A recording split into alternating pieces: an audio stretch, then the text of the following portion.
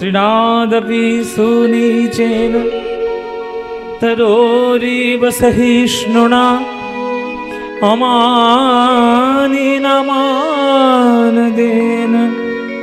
कीर्तनीय सदा हरि कीर्तनीय सदा हरि कीर्तनीय सदा।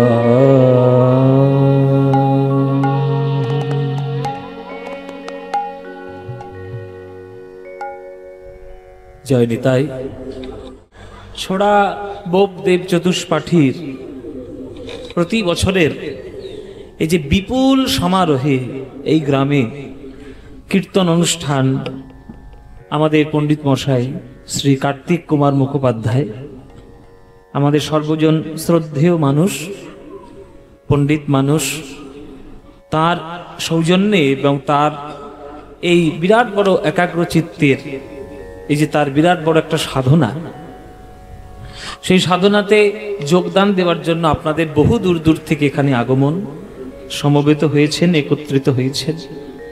পশ্চিমবঙ্গের মধ্যে একটা খুবই নাম করেছে যে রানীগঞ্জ এলাকায় এই পণ্ডিত মশাইয়ের আসর অনুষ্ঠান খুবই বিপুল সমারোহে হয়, এবং তার থেকে বড় ব্যাপার যে তারই উদ্যোগে, তারই ইচ্ছায়, আবেগে স্বয়ং মহাপ্রভুর শ্রীচরণ পাদুকা প্রতি বছর যে আপনাদের এই গ্রামে আসে, এটা আমাদের কাছে একটা বিরাট বড় পাওয়া।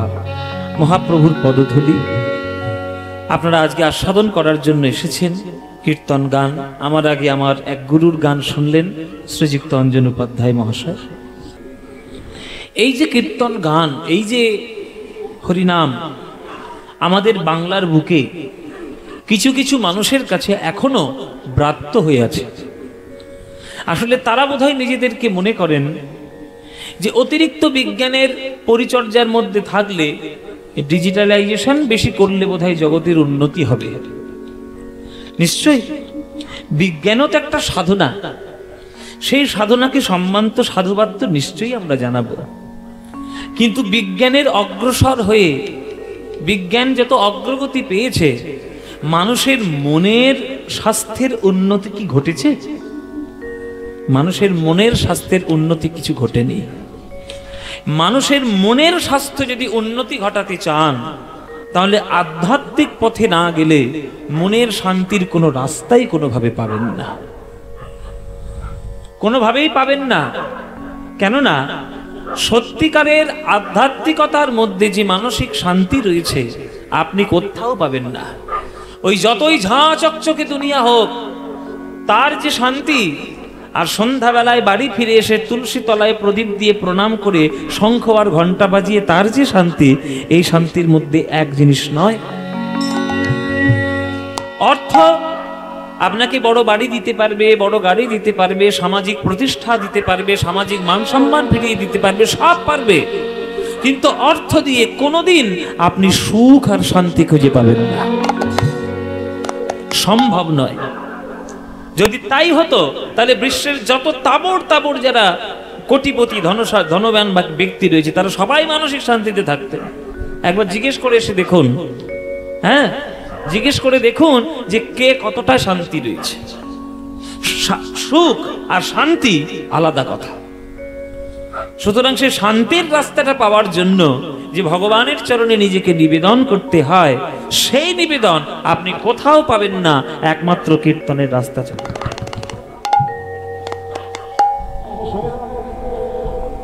সুতরাং এই যে কীর্তন আপনারা প্রত্যেক বছর শোনার জন্য এই যে ভিড় করে আপনারা আসেন, আপনারা আসবেন, প্রতি বছর আসবেন, নিজেরা যেমন আসবেন, বাচ্চাদেরগুলোকেও সঙ্গে করে নিয়ে আসবেন। অভ্যাসটা তৈরি করুন। শিশুকাল থেকে হরিনামের প্রতি অভ্যাস না থাকলে বড় যতই হয়ে যাক, তার মধ্যে ভিত কখনো তৈরি হবে না। আমরা বাচ্চাদেরকে একদম সম্পূর্ণভাবে ইগনোর করি, যে বাচ্চা আমি যা বলবো তাই করবে। না, বাচ্চা যেমন পরিবেশে বড় হবে, বাচ্চা ঠিক তেমনই হবে। প্রহ্লাদের মা যদি কয়াধু না হতেন, তাহলে প্রহ্লাদ কখনো ভক্ত হতে পারতেন না। রামচন্দ্রের মা যদি কৌশল্যা না হতেন, তাহলে সে কখনো রামচন্দ্র হতে পারতেন না। ধ্রুবের মা সুনীতি যদি না হতেন তাহলে সে ভক্ত ধ্রুব হতে পারতেন না। প্রত্যেকের পিছনে মায়ের অবদান রয়েছে। মায়েরা, আপনারা যখন আসবেন, আপনার বাচ্চা যতই দুষ্টুমি করুক আর চঞ্চলতা দেখাক, নিয়ে আসবেন, শান্ত করে বসাবেন, শাসন করবেন। ছোটবেলা থেকে তার কানের মধ্যে হরিনামের মন্ত্রবীজ দেবেন, তবেই সে বড় হবে, মানুষের মতো মানুষ হবে। আর ছোট্ট থেকেই যদি বিষ ভরা গান, যে সব চারিদিকে চলছে বিষ ভরা গান, ওই যদি কানে ঢোকান, 4 বোতল ভোদকা কাম মেরা রোজকা, একটা গান উঠেছে, আমি নাম বলছি না কারণ, সে গান আমরা শুনেছি। আপনার বাচ্চাটা সেই গানটা শুনে খুব ডান্স করছে, আপনি খুব আনন্দ পাচ্ছেন, বাহ আমার ছেলেটা কি সুন্দর ডান্স করছে, দেখো কি গানে ডান্স করছে। ভেবে দেখেছেন একবার কি শিক্ষা আপনি ছোটবেলা থেকে তাকে দিচ্ছেন? ওই গানটা সে মুখস্থ করছে, আর বড় হয়ে ওইটাই করবে, কিন্তু 4 বোতল ভোদকা কাম মেরে রোজকা। তাহলে কোন শিক্ষার পথে আপনি তাকে এগিয়ে নিয়ে যাচ্ছেন? ছোটবেলা থেকে রবীন্দ্রনাথ পড়িয়েছেন, বিবেকানন্দ পড়িয়েছেন, স্বামীজি পড়িয়েছেন, নেতাজি সুভাষচন্দ্র পড়িয়েছেন, তাহলে আপনার ছেলেকে মানুষের মতো মানুষ করবেন কি করে? আবার এক্সপেক্ট করছেন যে আমার ছেলে যেন বৃদ্ধাশ্রমে না পাঠান। 100% পাঠাবে ওইগুলো শোনালে।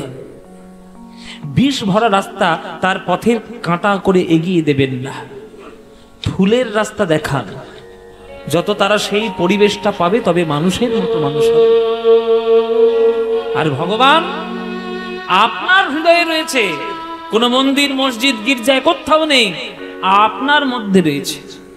আপনার হৃদয়ের ভগবানের আশীর্বাদ আপনার সন্তানের মধ্যে স্থানান্তরিত করুন, তবেই সে মানুষ হবে। গীতায় কৃষ্ণ কি বলেছেন? ঈশ্বর সর্বভূতানাং হৃদ্যেষুর্জেন তিষ্ঠতি। ঈশ্বর সর্বভূতানাং হৃদ্যেষুর্জেন তিষ্ঠতি ভ্রাময়ান যন্ত্রূঢ়ানি সর্বভূতানি মায়য়া। গীতার বাণী। ঈশ্বর কোথায় থাকেন? প্রত্যেকটি জীবের হৃদয়ের মধ্যে থাকে। আপনি হৃদয়ের দিকে না তাকিয়ে আপনি বাইরের চাকচিক্যের দিকে তাকাচ্ছেন, কি করে হবে? বাইরের জগৎ নয়, ভেতরের জগৎ তাকিয়ে দেখুন। গঙ্গাসাগরে ডুব দেওয়ার আগে নিজের বাড়িতে তুলসী তলায় প্রদীপ দিয়ে প্রণাম করার শিক্ষা গ্রহণ করুন, তারপরে গঙ্গাসাগরে গিয়ে ডুব দেবেন, অনেক পুণ্য পাবেন। কটা লোক পুণ্য লাভের আশায় বা অমৃত লাভের আশায় গেছে, সব লোক নিজের স্বার্থ সুবিধা পরিপূর্ণ করার জন্য কুম্ভমেলা গিয়ে স্নান করছে। 95%, আমি 100% গ্যারান্টি দিচ্ছি। অমৃত লাভ, আধ্যাত্মিক লাভ, ভগবানের চরণ লাভ কেউ যায়নি, খুব কম গেছে। যারা সাধুদা তারা তো গেছেনই গেছে, যারা জগতের কল্যাণের কথা চিন্তা করে তারা তো গেছেন, কিন্তু বেশিরভাগ লোক নিজের স্বার্থটা পূরণ যাতে হয় ওই গঙ্গার জলে স্নান করে প্রণাম করছে, ঠাকুর আমার চাকরিটা যেন তাড়াতাড়ি হয়ে যায়। এটা কি অমৃত লাভ করলেন? করলেন না, স্বার্থপরতা হয়ে গেল। তাই ভেতরে ঈশ্বরকে আগে খুঁজুন, তারপরে বাইরের ঈশ্বরকে খুঁজবেন। আর জেনে রাখবেন, ভেতরের ঈশ্বরকে যদি একবার খুঁজে পেয়ে যান, বাইরে যেখানেই আপনি তাকাবেন সেইখানে ঈশ্বরের বদন দর্শন করতে পারবেন, কোনো চিন্তা নেই। ওই জন্য রজনীকান্ত সেন একটা গান লিখেছে, ও ভাই, ও ভাই, বাইরের দিকে তাকিও না, ভেতরের দিকে তাকিয়ে দেখো। দেখ দেখি মন নয়ন মোরে ভালো করে, কথাগুলো শুনবেন। দেখ দেখি মন নয়ন মোরে ভালো করে, আলো করে বসে কে আছে রে তোর ভাঙা ঘরে।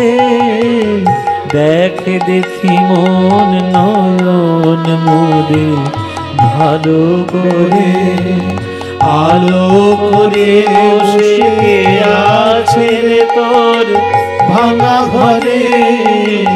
দেখ দেখি মন নয়ন মোরে ভালো করে। ওরে মন, নয়ন বন্ধ করে দেখ, হৃদয়ের মধ্যে আলো করে কোন ভগবান বসে আছে। ও মায়েরা, নয়ন বন্ধ, নয়ন বন্ধ করুন আর নয়ন বন্ধ করে দেখুন। মায়েরা বলছে, বাবা তুমি ডুপ্লিকেট কথা কেন বলো? নয়ন যদি বন্ধ করব তাহলে দেখবোটা আবার কি? চোখ যদি বন্ধ থাকে দেখবোটা কি? জেনে রাখুন, সবকিছু বাইরের চোখ দিয়ে দেখা যায় না। বাইরের চোখ দিয়ে আপনি পাহাড় দেখতে পাবেন, কাঞ্চনজঙ্ঘা দেখতে পাবেন, দীঘা দেখতে পাবেন, Japan, Germany, America, England, Russia সব দেখতে পাবেন, কিন্তু বাইরের চোখ দিয়ে কখনো ঈশ্বরের চরণ দেখতে পাবেন না। ঈশ্বরের চরণটি দেখতে গেলে চোখটা বন্ধ করতে হয়। এই বাইরের নয়ন দুটি মুদ্রিত করো আর ভেতরের নয়নকে উন্মিলিত করো। এই দুটো ভুরুর মাঝখানে একটা নয়ন আছে, তার নাম প্রেম নয়ন, জ্ঞান চক্ষু। ওই চক্ষুটাকে যে একবার উন্মিলিত করতে পারবে, পৃথিবীর বিশ্বব্রহ্মাণ্ডের যেখানেই তাকাবে সেখানেই ভগবানের রূপ দেখতে পাবে। ওইটা দরকার। আলো করে বসে কে আছে রে তোর ভাঙা ঘরে, দেখে দেখি মোর নয়ন মুদে ভালো করে। আলো করে বসে কে আছে রে তো ভাঙা ঘরে, দেখ দেখি মন নয়ন মুদে ভালো করে।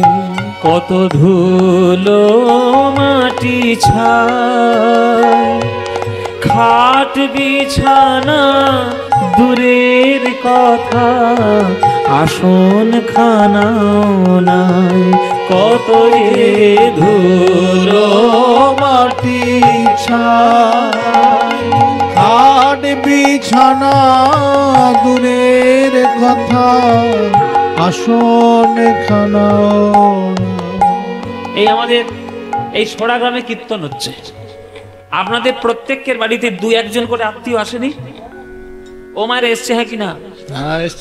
এসেছে, দু একজন করে আত্মীয় তো এসছে। মনে করুন আপনি খুব গরিব মানুষ, প্যান্টালুন্স থেকে আপনাকে বেড কভার কিনতে হবে না। প্যান্টালুন্স থেকে অনেক দামি, একটা বেড কভারের দাম 5,000 টাকা। হ্যাঁ, তা আপনার হয়তো কেনার ক্ষমতা নেই, বাড়িতে কাঁথা আছে তো। তাহলে আত্মীয় যখন আপনার বাড়িতে আসবে, আপনি গরিব মানুষ, আপনার অত দামি বেড কভার কেনার মানে সামর্থ্য নেই, আপনি একটা কাঁথা পেতে দিলেন পরিষ্কার।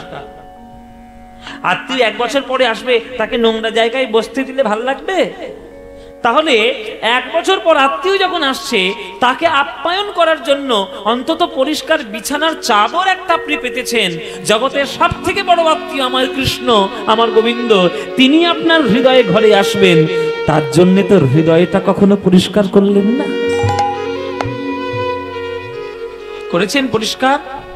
কাম, ক্রোধ, লোভ, মোহ, মদ, মাৎসর্য, হিংসা, বিদ্বেষ, জাল, জুয়া, চুরি, সকল কিছু নোংরা দিয়ে, কালিমা দিয়ে হৃদয়টিকে জংলা করে রেখেছেন, জঙ্গল করে রেখেছেন। পাবেন আপনি ভগবানের চরণ। ভগবান কখনো চায় না যে ভক্ত আমাকে সব থেকে দামি দামি বেড কভার দিক।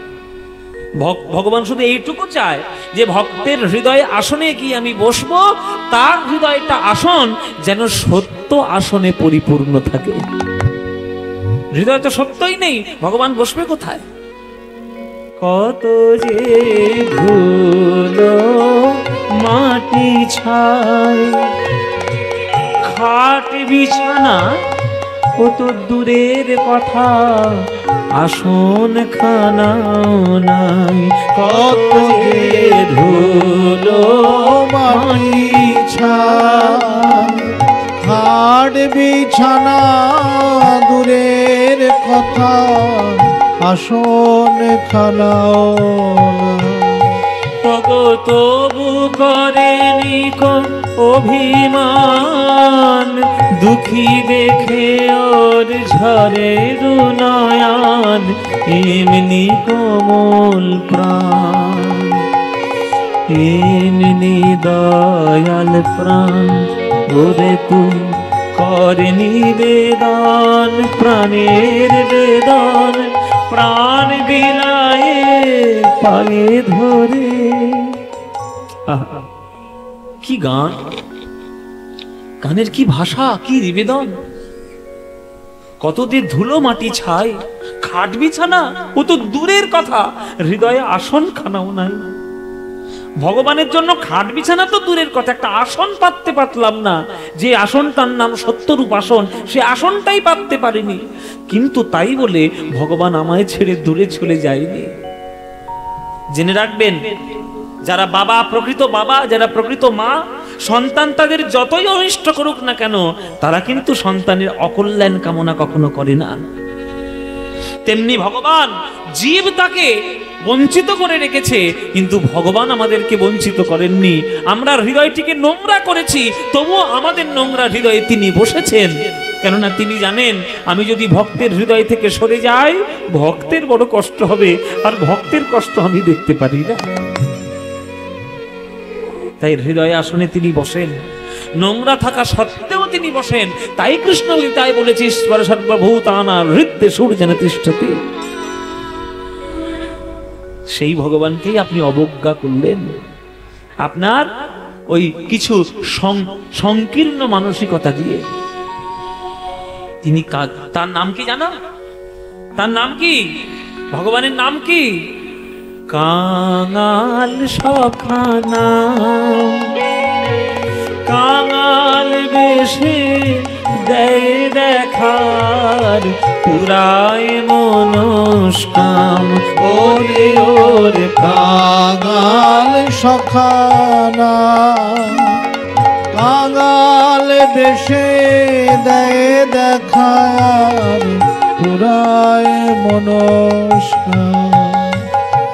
প্রেম দয়া আর বরা ভয় দিয়ে হেসে হেসে কত কথা কয়, আর কি দুঃখ রয়। ভগবানের চরণে চাইলে ভগবান কি দেয়? মনে করুন আপনার বাচ্চা ছেলেটা খুব চঞ্চল, আপনি তার বাবা বা আপনি তার মা। সন্তান কোন খাদ্য খেলে সন্তানের শরীর ভালো থাকবে, সে দায়িত্ব আপনার। আপনার সন্তান যদি সারাদিন সকাল থেকে রাত পর্যন্ত যদি শুধু কুরকুরের প্যাকেট চায়, যদি চিপসের প্যাকেট চায়, আপনি বাবা মা হয়ে দেবেন? না, দেবেন? মোটেও দেবেন না। হয়তো একটা চিপসের প্যাকেট সারাদিনে দিলেন, কিন্তু তাও দেওয়া উচিত নয়, দেবেন না। তাতে বাচ্চাদের স্বাস্থ্য হানি ঘটবে। তাহলে আমি যদি বাবা মা হই, আমি যদি বাবা হই, তাহলে সন্তানের কল্যাণ কোনটা হবে সেটা আমি জানি। এটা দিলে সন্তানের ভালো হবে, ওটা দিলে সন্তানের খারাপ হবে। তাহলে কোন জিনিসটা ভগবানের কাছে চাইলে ভগবান সেটাই দেবে, ভগবানও কিন্তু সেটা জানে। কিন্তু আপনারা জানেন না, আপনারা আবি যাবি যা তা চেয়ে বেড়ান ভগবানের কাছে। এই দেখবেন চারিদিকে বহু মন্দির, সব জায়গায় লেখা আছে এখানে মনস্কামনা পূর্ণ হবে। সেই ভগবানের কাছে মনস্কামনা পূর্ণ করার জন্য কেউ পাতা লিখে দিচ্ছে, কেউ ঢিল বেঁধে দিচ্ছে, কেউ এই করছে, কেউ তাই করছে। ভগবানও পড়েছে তুর বিপাকে, একটা ভালো মন্দির করেছে, আমার ঢিল সামনে বেঁধে দিয়েছে। কি আশ্চর্য!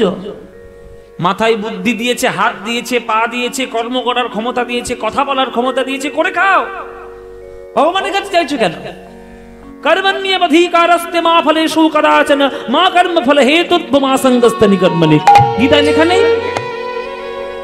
কর্ম করো আগে, ফলের কথা চিন্তা করবে পরে। আর আমরা ফল পাওয়ার জন্য মন্দিরে মন্দিরে গিয়ে হত্যে দিচ্ছি। আগে ফল পাবো কেন? পাবেন না। আর জেনে রাখুন, টাকা পয়সা যত চাইবেন ভগবান আরো বেশি কেড়ে নেবে। কোনোদিন চাইতে নেই ওই সব। ওইগুলো চাইলেই যদি বড়লোক হওয়া যেত, তাহলে আমাদের থেকে ঢের বেশি বুদ্ধিমান ছিল নরেন্দ্রনাথ দত্ত। সে মার কাছে ওইগুলোই চেয়ে আসতো, সে মার কাছে কোনোদিন ওগুলো চাইনি। ঠাকুর রামকৃষ্ণ বললেন, যা নরেন, আজকে যা চাইবি মা তোকে তাই দেবে। নরেন গিয়ে কি চাইলো? মা আমায় জ্ঞান দাও, ভক্তি দাও, শ্রদ্ধা দাও, বিবেক দাও, প্রেম দাও, বুদ্ধি দাও। এই হচ্ছে চাওয়া। টাকা পয়সা, গাড়ি বাড়ি, সোনা দানা, গয়না গাটি, সম্মান মান প্রতিষ্ঠা আজকের আছে, কাল থাকবে না। তাই ভগবানের কাছে যদি চাইতেই হয়, দামি জিনিস চাও। অদামি জিনিস চেয়ে, বেনামি জিনিস চেয়ে কেন নিজের মান সম্মান হারাচ্ছ? ভগবান কি দেবে? প্রেম দয়া আর বড় ভয় দিয়ে হেসে হেসে কত কথা কয়, আর কি দুঃখ রয়, আর কি ব্যথা রয়। ওরে তুই প্রেম কুড়াবি প্রাণ জুড়াবি অভয় পদে থাক পড়ে দেখ দেখি মন নয়ন মোদে ভালো করে আলো করে বসে আছে তোর ভাঙা ঘরে দেখ দেখি মন নয়ন মোদে ভালো করে তাই আলো করে বসে কে আছে রে তোর ভাঙা ঘরে দেখ দেখি মোর নয়ন মোদে ভালো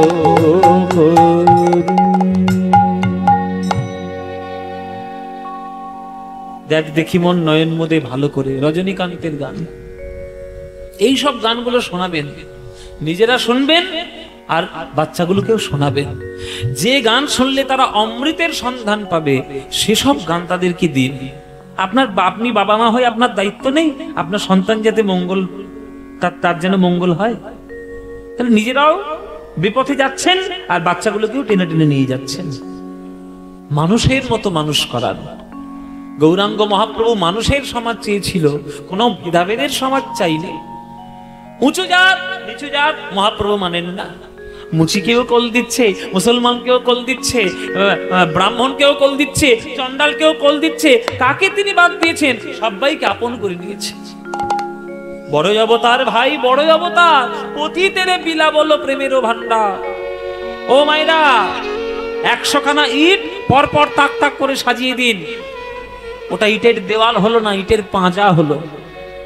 কিন্তু দুটো ইটের মাঝখানে যেই বালি সিমেন্টের মশলা ঢুকিয়ে দেবেন, ওই দুটো ইট এমন শক্ত হয়ে যাবে যে আপনি ঘুষি দিয়েও তাকে ভাঙতে পারবেন না। এই যে মানুষ মানুষ পাশাপাশি বসে আছে, এটা মানুষের পাঁজা হয়েছে, মানুষের দেওয়াল হয়নি। ইট বালি সিমেন্টের মশলা মতো ওই দুটো মানুষের মাঝখানেও প্রেম আর ভালোবাসার মশলা যখন মাখানো থাকবে, তখনই হবে প্রকৃত সমাজ, তখনই হবে মহাপ্রভুর লক্ষ্য পূরণ। মানুষের সমাজ গড়ে তুলুন, ভেদাভেদ নয়। আর আমরা ভেদাভেদ কখন করি? নিজে যখন প্রচন্ড পরিমাণে স্বার্থপর হয়ে যায়, তখনই আমরা ভেদাভেদগুলো শুরু করি। আমি বড়, ও ছোট, ও আমার ঘরে কেন আসবে, আমার গ্লাসে কেন জল খাবে, আমার থালায় কেন ভাত খাবে, আমি ওর কাছে কেন যাব, ওর ছায়া কেন মারাবো। এই হচ্ছে আমাদের মনের অবস্থা। এই ভেদাভেদগুলো দূর করুন।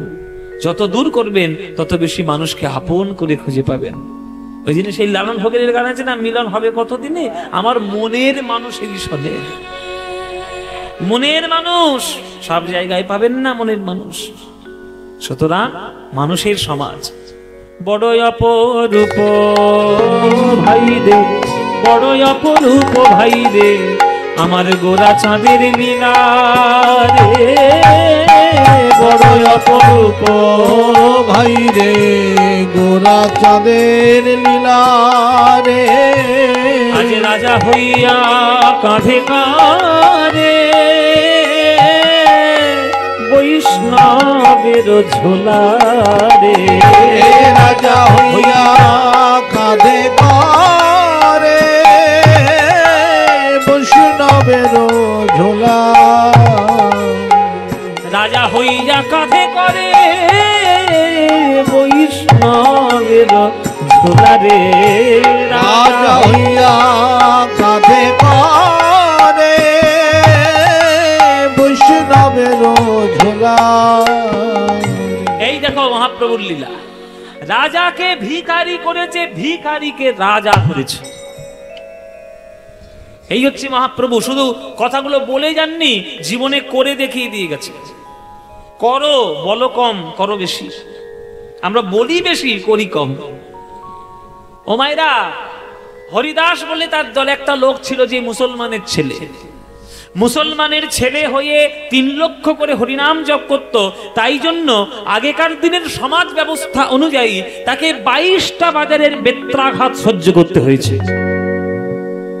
তবুও সে বলেছিল, খণ্ড খণ্ড যদি হয় দেহ, যায় মোর প্রাণ, তথাপি না ছাড়িব আমি মধুর কৃষ্ণ নাম।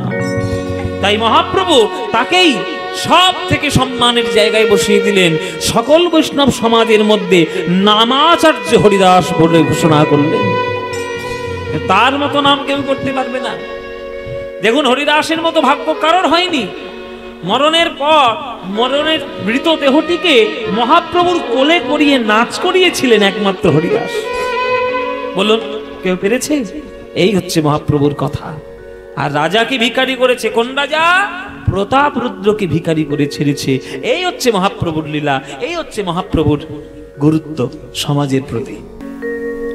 এটা হচ্ছে পশ্চিমাঞ্চল, রানীগঞ্জ। রানীগঞ্জের দেখবেন যেখানে আপনি একটা মাটি খুঁড়বেন তাহলে আপনি কয়লা পেয়ে যাবেন। এই যে পাশেই আছে আপনাদের কি কাজোড়া নাকি? কাজোড়া। হ্যাঁ, কাজোড়া। ওইখান দিয়ে আসছিলাম, যেখানেই খুলছে সেখানে কয়লা। আচ্ছা, এইখানের মাটির তলায় না হয় কয়লা পাওয়া যায়, এই দক্ষিণ 24 পরগনার মাটির তলায় খুঁড়লে কয়লা পাবেন? পাবেন কোনোদিন? জীবনে পাবেন না। কাশ্মীরের পাহাড়ে গিয়ে যদি পাথর খোঁড়েন কয়লা পাবেন? পাবেন না। তাহলে যেমন জায়গা তেমন তার ফল, যেমন জিনিস তেমন তার পরিচয়, যেমন কর্ম তেমনই তার ধর্ম। সুতরাং আপনারা যদি আপনাদের জীবনটিকে পরিচ্ছন্ন না করেন, আপনাদের গর্ভে সন্তান কখনো পরিচ্ছন্ন হবে না। সত্য যুগ থেকে কলিযুগ বৈজ্ঞানিকভাবে প্রমাণিত যে মা যখন গর্ভধারণ করেন তার জীবনযাপন সে যেমন করে করে সন্তান বড় হয়ে ঠিক তেমন হয়। এটা প্রমাণিত, সত্যযুগ থেকে কলিযুগ প্রমাণিত। মানবেন মানবেন, না মানবেন না মানবেন, তাতে কার কি এসে যায়?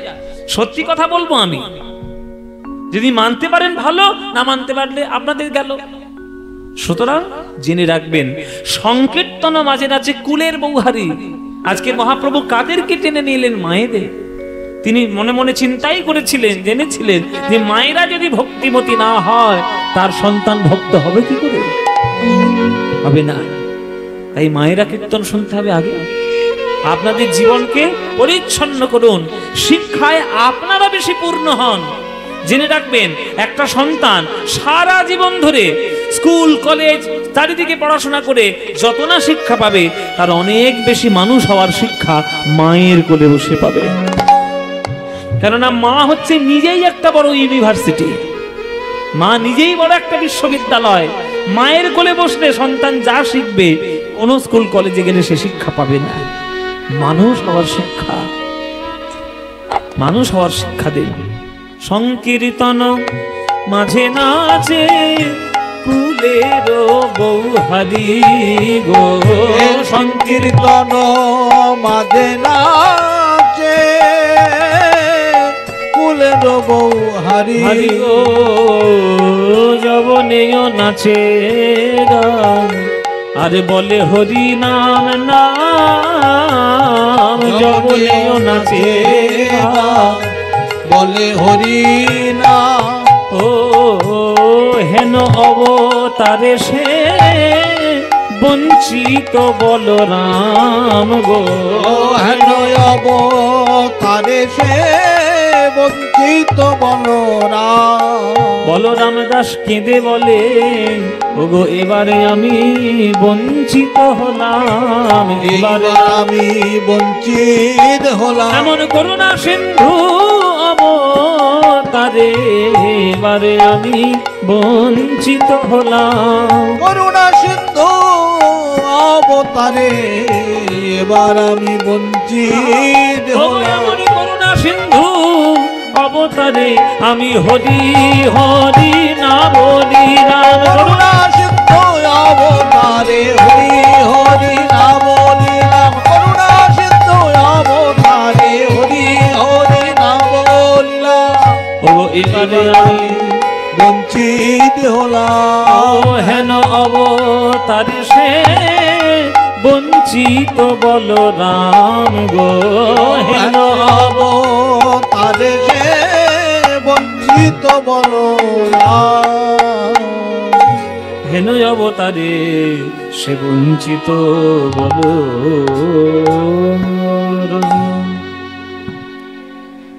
যেখানে থাকবেন, যেখানেই যাবেন, যখন মনে হবে প্রাণ ভরে একবার গৌর হরির নাম গাইবেন, প্রাণ ভরে, কারণ বাধা মানবেন না।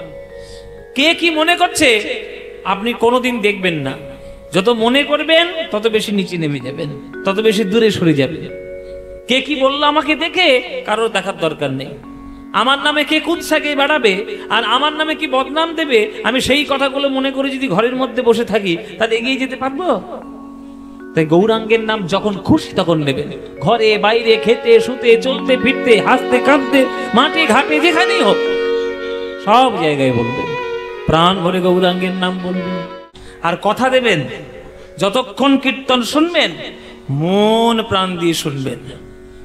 আপনার যেটা ভালো মনে হচ্ছে সেইটুকু গ্রহণ করে নেবেন, যেটা আপনার দরকার নেই সেটা বাদ দিয়ে দেবেন। রাজহংস হবেন, রাজহংস। দুধে জলে মিশিয়ে দিলে রাজহাঁস দেখবেন দুধটাই টেনে নেয়, জল পড়ে থাকে। আপনারাও রাজহংস হওয়ার চেষ্টা করুন। জগতের যা কিছু কালিমা সব বাদ দিয়ে দিন, যেটুকু মণিমুক্ত সেটুকুই গ্রহণ করে দিন। আর কীর্তনের মধ্যে মণিমুক্ত, ওরে বাপরে, ছড়ানো রয়েছে, ছড়ানো পদ পদাবলী, মহাপ্রভুর লীলা, কৃষ্ণ লীলা, তার মধ্যে মণিমুক্ত ছড়ানো রয়েছে। যে যে কটা গ্রহণ করতে পারবে তার জীবনে ততই মঙ্গল হবে। চলুন আমরা গৌরচন্দ্রিকার একটি পদ আস্বাদন করলাম। আমরা এবার গৌরাঙ্গ মহাপ্রভুর, গম্ভীরায় মহাপ্রভুর যেসব লীলা, লীলা তো প্রচুর, সব লীলা তো আর বর্ণনা করা সম্ভব নয়। চৈতন্য চরিতামৃতের অন্তলীলাটা পুরোটাই লীলা চলে আমার মহাপ্রভুর, বেশিরভাগ ডেডিকেটেড। তো তার মধ্যে বহু কথা রয়েছে, বহু গান রয়েছে, তার মধ্যে কয়েকটি অংশ আজকের আমরা আমাদের সময় মতো আমরা করব। চলো সবাই মিলে আমরা গৌরাঙ্গ মহাপ্রভুর গম্ভীরার কথা আস্বাদন করি। এই যে মহাপ্রভু আমাদের জন্য সকল কিছু ত্যাগ করলেন, এই ত্যাগ আমরা সবাই পারি না। একটা কথা জেনে রাখবেন মায়েরা, বাবারা, সবাই সবাই আপনারা জেনে রাখুন, জগতে যারা ভোগ করে তাদের নাম কেউ কখনো ইতিহাসে মনে রাখে না। জগতে যারা ত্যাগ করে তাদেরকে পুজো করার জন্য জগৎবাসী উন্মুখ হয়ে থাকে। ভোগের মধ্যেই ত্যাগ, আবার ত্যাগের মধ্যেই অনেক কিছু ভোগ আছে। মানে ত্যাগ করলে যে জিনিসটাকে তুমি ভোগ করতে পারবে ওটা ত্যাগেই সম্ভব, ভোগে সম্ভব নয়। এই দর্শনগুলো বুঝতে হয়। তাই মহাপ্রভু আমাদের জন্য ত্যাগ করলেন। নববিবাহ করেছেন, নতুন বিয়ে করেছে একটা মেয়েকে, বিষ্ণুপ্রিয়া দেবী। বিষ্ণুপ্রিয়া দেবী অগ্নিকে সাক্ষী করে 7 পাকে বন্ধন নিয়ে বিবাহ করেছেন শাস্ত্র রীতি মেনে। কিন্তু যতই তাকে সংসারের বন্ধনে রাখা হোক, তার হৃদয়ে কিন্তু কেঁদেছে জগৎ সংসারের জন্য। তাই মহাপ্রভু আমার নিমাই, আমার ঘরের ছেলে, আমাদের প্রাণের দেবতা, আমাদের নয়নের মণি, মাত্র 24 বছর বয়সে সন্ন্যাস গ্রহণ করে তুমি চলে গেলেন। 24 বছরের যেই মাঘ মাস, তাহার শুক্ল পক্ষে প্রভু করিলেন সন্ন্যাস। মায়েরা, যে বৃদ্ধা মাকে তিনি কষ্ট দিয়ে আমাদের জন্য ঘর ত্যাগ করেছিলেন, সেই বৃদ্ধা মা, সচিমা, তার মতো জনম দুঃখিনী মা এই বিশ্বব্রহ্মাণ্ডে আর কেউ নেই। তোমাদেরকে বলছি কেননা তোমরা তো মা, তোমরা বুঝবে। একটা মা, একটা রমণী, একটা নারী নিজের জীবনকে সেদিন সব থেকে বেশি খুশিতে কাটিয়ে দেয় যেদিন সে জানতে পারে সে এক সন্তানের জননী হতে চলেছে। তোমরা মা, তোমরা তো বুঝবে। সন্তান তোমার গর্ভে এসেছে, এর থেকে বড় আনন্দ তুমি জগতে কোনোদিন কিছু পাবে? শরীরের যতই কষ্ট হোক, রক্ত, পুষ্টি সবকিছু নিঃশেষ করে একটা রমণী তার গর্ভে একটা সন্তানকে 10 মাস 10 দিন গর্ভে ধারণ করে রাখে। এই যে গর্ভধারণকালীন কত কষ্ট, কত যন্ত্রণা তার যে সহ্য করতে হয়, সে একটা মাই জানে। কোনো পুরুষ কোনোদিন সেই উপলব্ধি করতে পারবে না।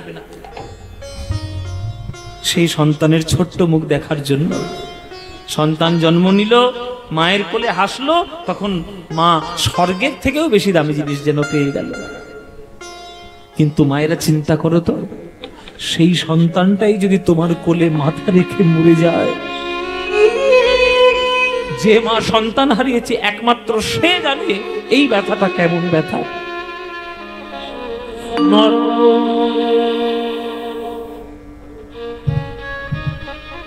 নরক বোধহয় এর থেকে অনেক ভালো।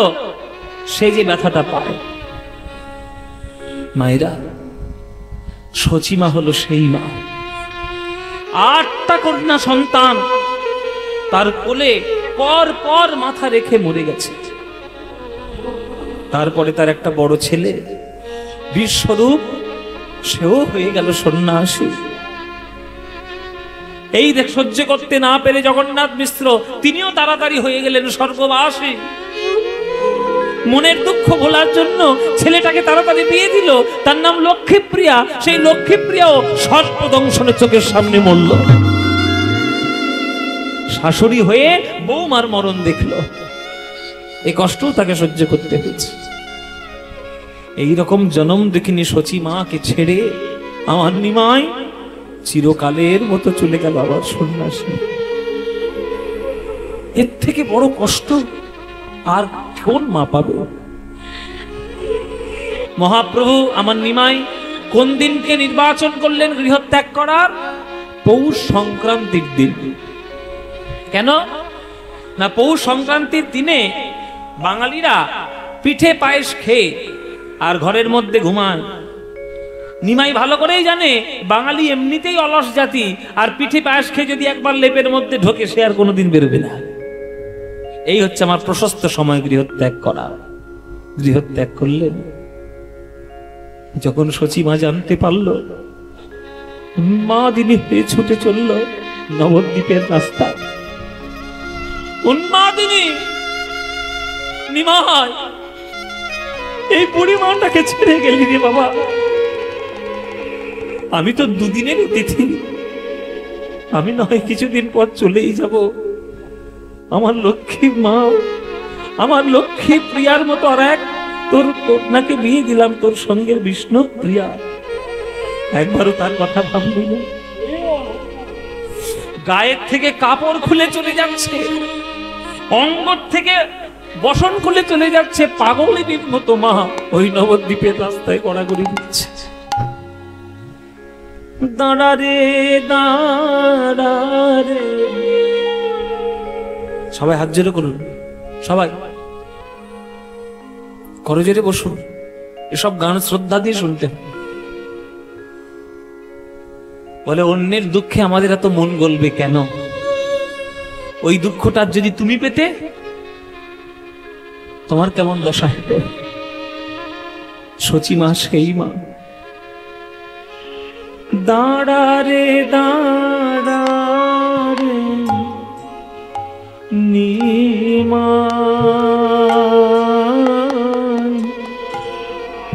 তোর চাঁদ মুখ একবার দেখি রে নিমাই। দাঁড়া রে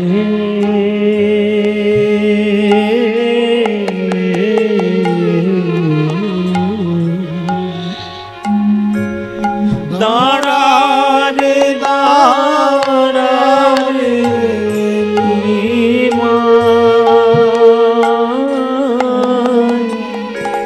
তোর চাঁদ মুখ দেখি রে নিমাই। দাঁড়া রে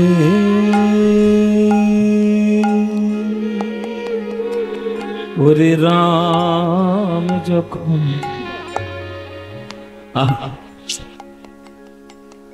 সচিমায়ের মনের কথা, সচিমায়ের গান।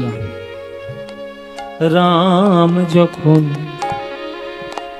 বনে গেল নিমাই, সঙ্গে নিল সীতা। নিমাই রে, রাম যখন বনে গেল নিমাই, সঙ্গে নিল সীতা। ওগো তুমি যাবে গেলে ও নিমাই, নিলে না বিষ্ণু প্রিয়া বধূ মাতা নিমাই। দাঁড়া রে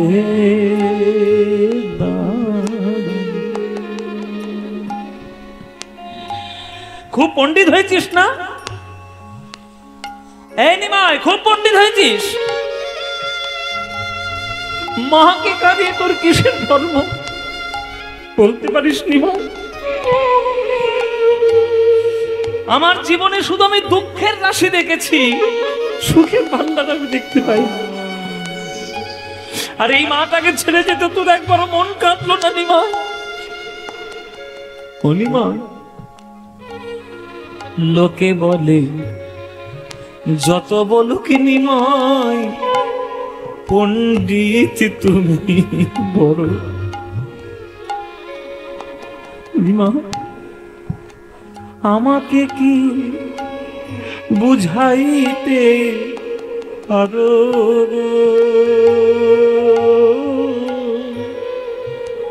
কেন আপন, কেন আপন জননী ছাড়ো রে নিমাই, একবার দাঁড়া রে।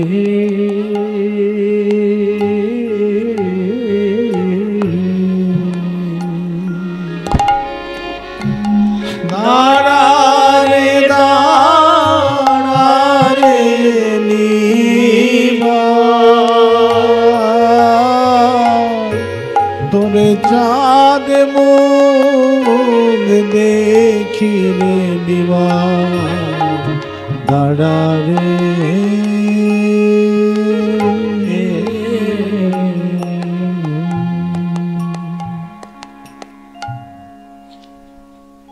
যদি ভাব ভক্তি দিয়ে নবদ্বীপে বসে থাকেন রাত্রে, এখনো দেখবেন গলি গলি থেকে সচি মায়ের কান্নার আওয়াজ শোনা যাচ্ছে। এখনো গলি গলি দিয়ে সচি মায়ের কান্নার আওয়াজ শোনা যায়। ওই যে নবদ্বীপের যেসব গুরু বাড়ি, পাট বাড়ি, সেখানে নিমাই সন্ন্যাস লীলা তারা শুনতেই চায় না, করতেই দেয় না। যে এক দুঃখ বুকে করে বয়ে বয়ে বেড়াচ্ছি 500 বছর, আবার তুমি লীলা করে সেই দুঃখ উদ্রেক করছো, শোনে না। নিমাই ছেড়ে যাওয়ার ঘটনা নবদ্বীপবাসীর কাছে বজ্রাঘাতের থেকেও অনেক কোটি গুণে ব্যথা।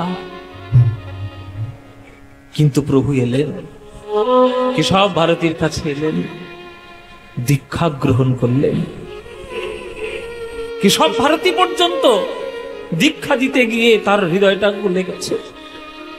নিমাই 24 বছর বয়সে সন্ন্যাসী হতে এসেছে। নিমাই, আমি নিজে একটা সন্ন্যাসী, মায়ার কোনো বন্ধন আমার নাই, কিন্তু তোমাকে দেখে আমারও দু চোখে জল আর ধরতে পারছি না। নিমাই, আজ তুমি যে চলে এলে, সারা নবদ্বীপবাসীর কি হবে তুমি কি একবারও ভেবে দেখলে? কি করবো নিমাই, যুগ বিতর্কে তোমার সঙ্গে হেরে গেছি। এসে তোমাকে আমি মন্ত্র দীক্ষা দিই। কিন্তু কি মন্ত্র দীক্ষা দেবো নিমাই? মন্ত্র তো ভুলে গেছি সব।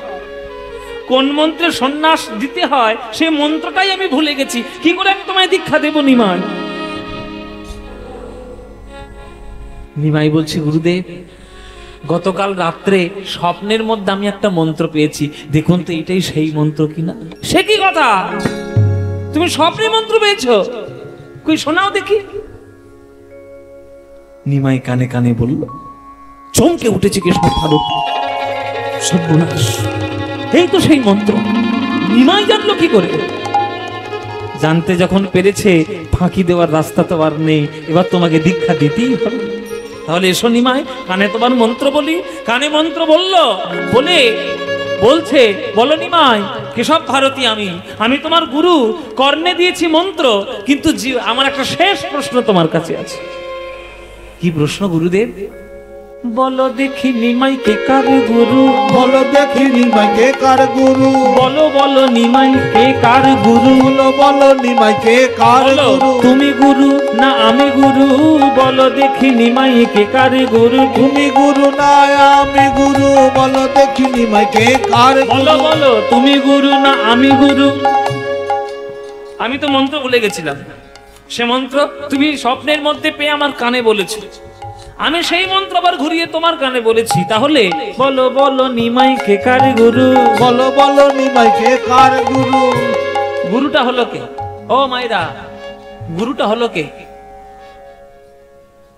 কেশব ভারতী বলছে নিমাই আসলে তুমি হলে জগৎ গুরু। বলো বলো নিমাই কে কার গুরু? তুমি হলে জগৎ গুরু, বলো বলো নিমাই কে কার? বলো তুমি হলে জগৎ গুরু, কৃপা করে আমায় করে না গুরু। তুমি হলে জগৎ গুরু, কৃপা করে আমায় করলে গুরু। তুমি হলে জগৎ গুরু, কৃপা করে আমায় করলে গুরু। তুমি হলে জগৎ গুরু, বলো দেখি নিমাই কে কার গুরু? বলো বলো নিমাই কে কার গুরু? অদ্য হইতে নাম তোমার শ্রীকৃষ্ণ চৈতন্য।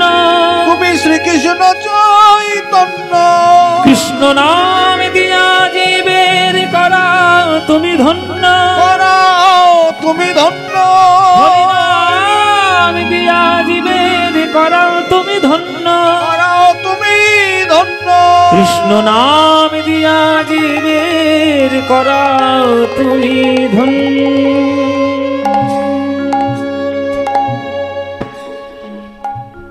নিমাই থেকে হলো শ্রীকৃষ্ণ চৈতন্য।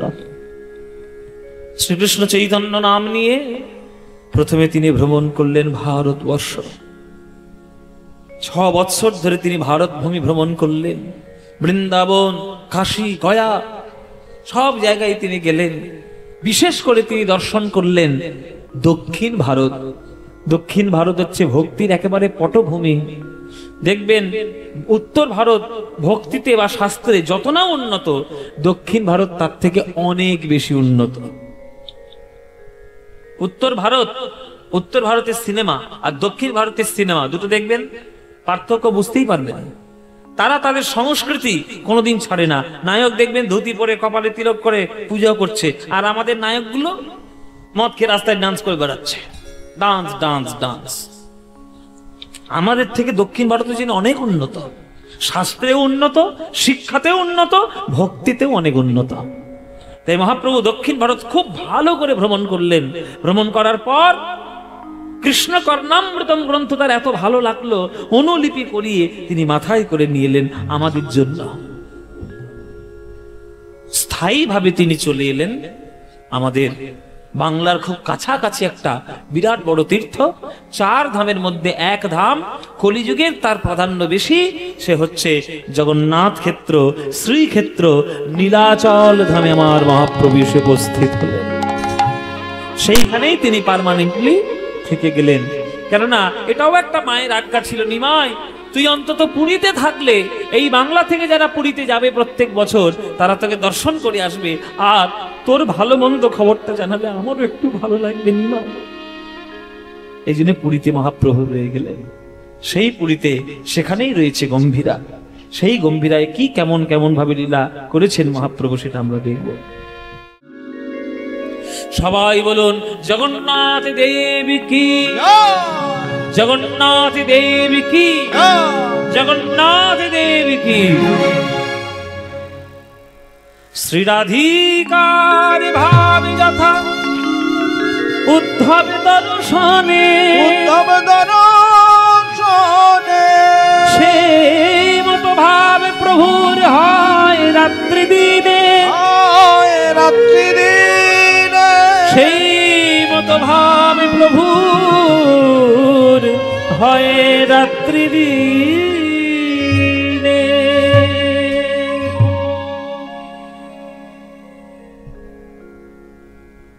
গরুর স্তম্ভকে জড়িয়ে ধরেছে প্রভু,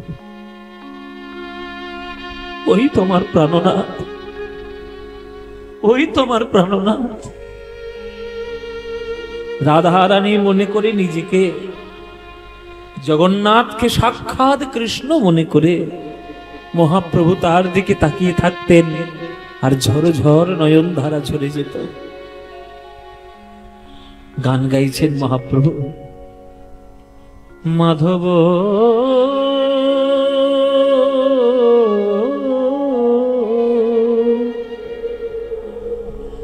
মাধব মাধব হে মাধব।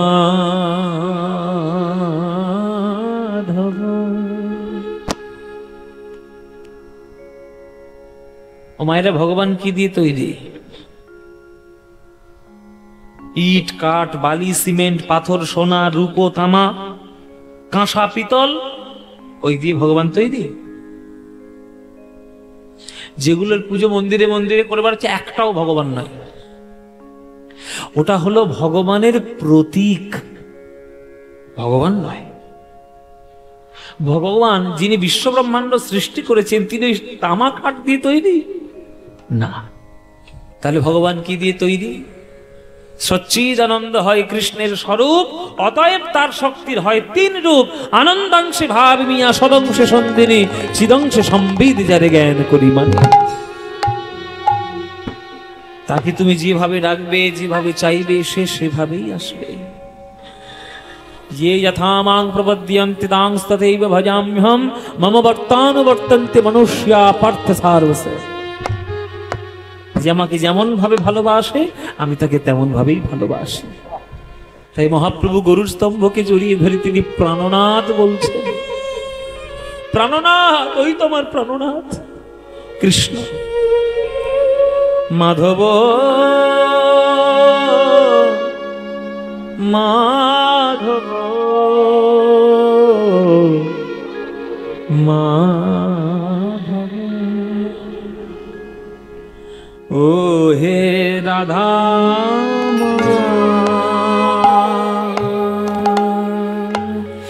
ও মাধব, হে বহুত ও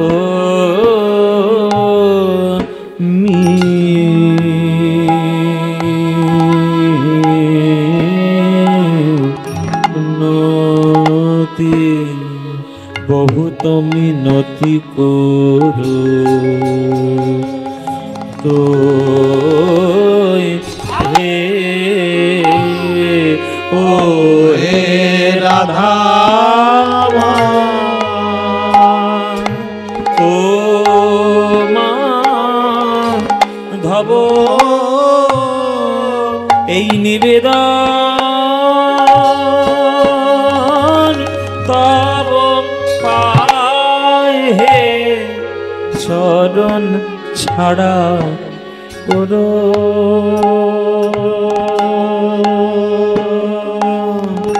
করুণা হে নিবেদন তব পায় হে, আমি ওই চরণে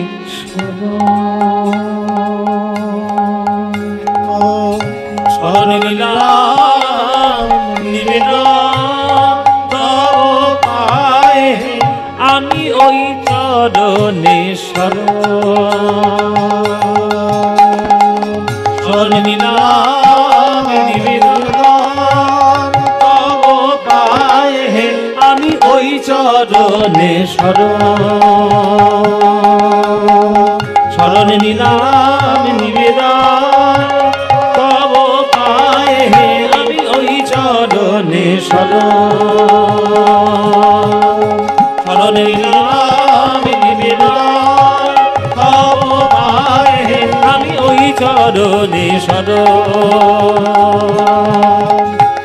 নিলাম নিবেদন তব পায় হে, আমি ওই চরণে শরণ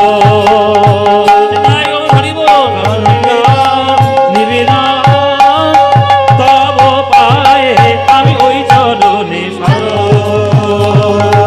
শরণ নিলাম নিবেদন তব পায় হে, ওই চরণে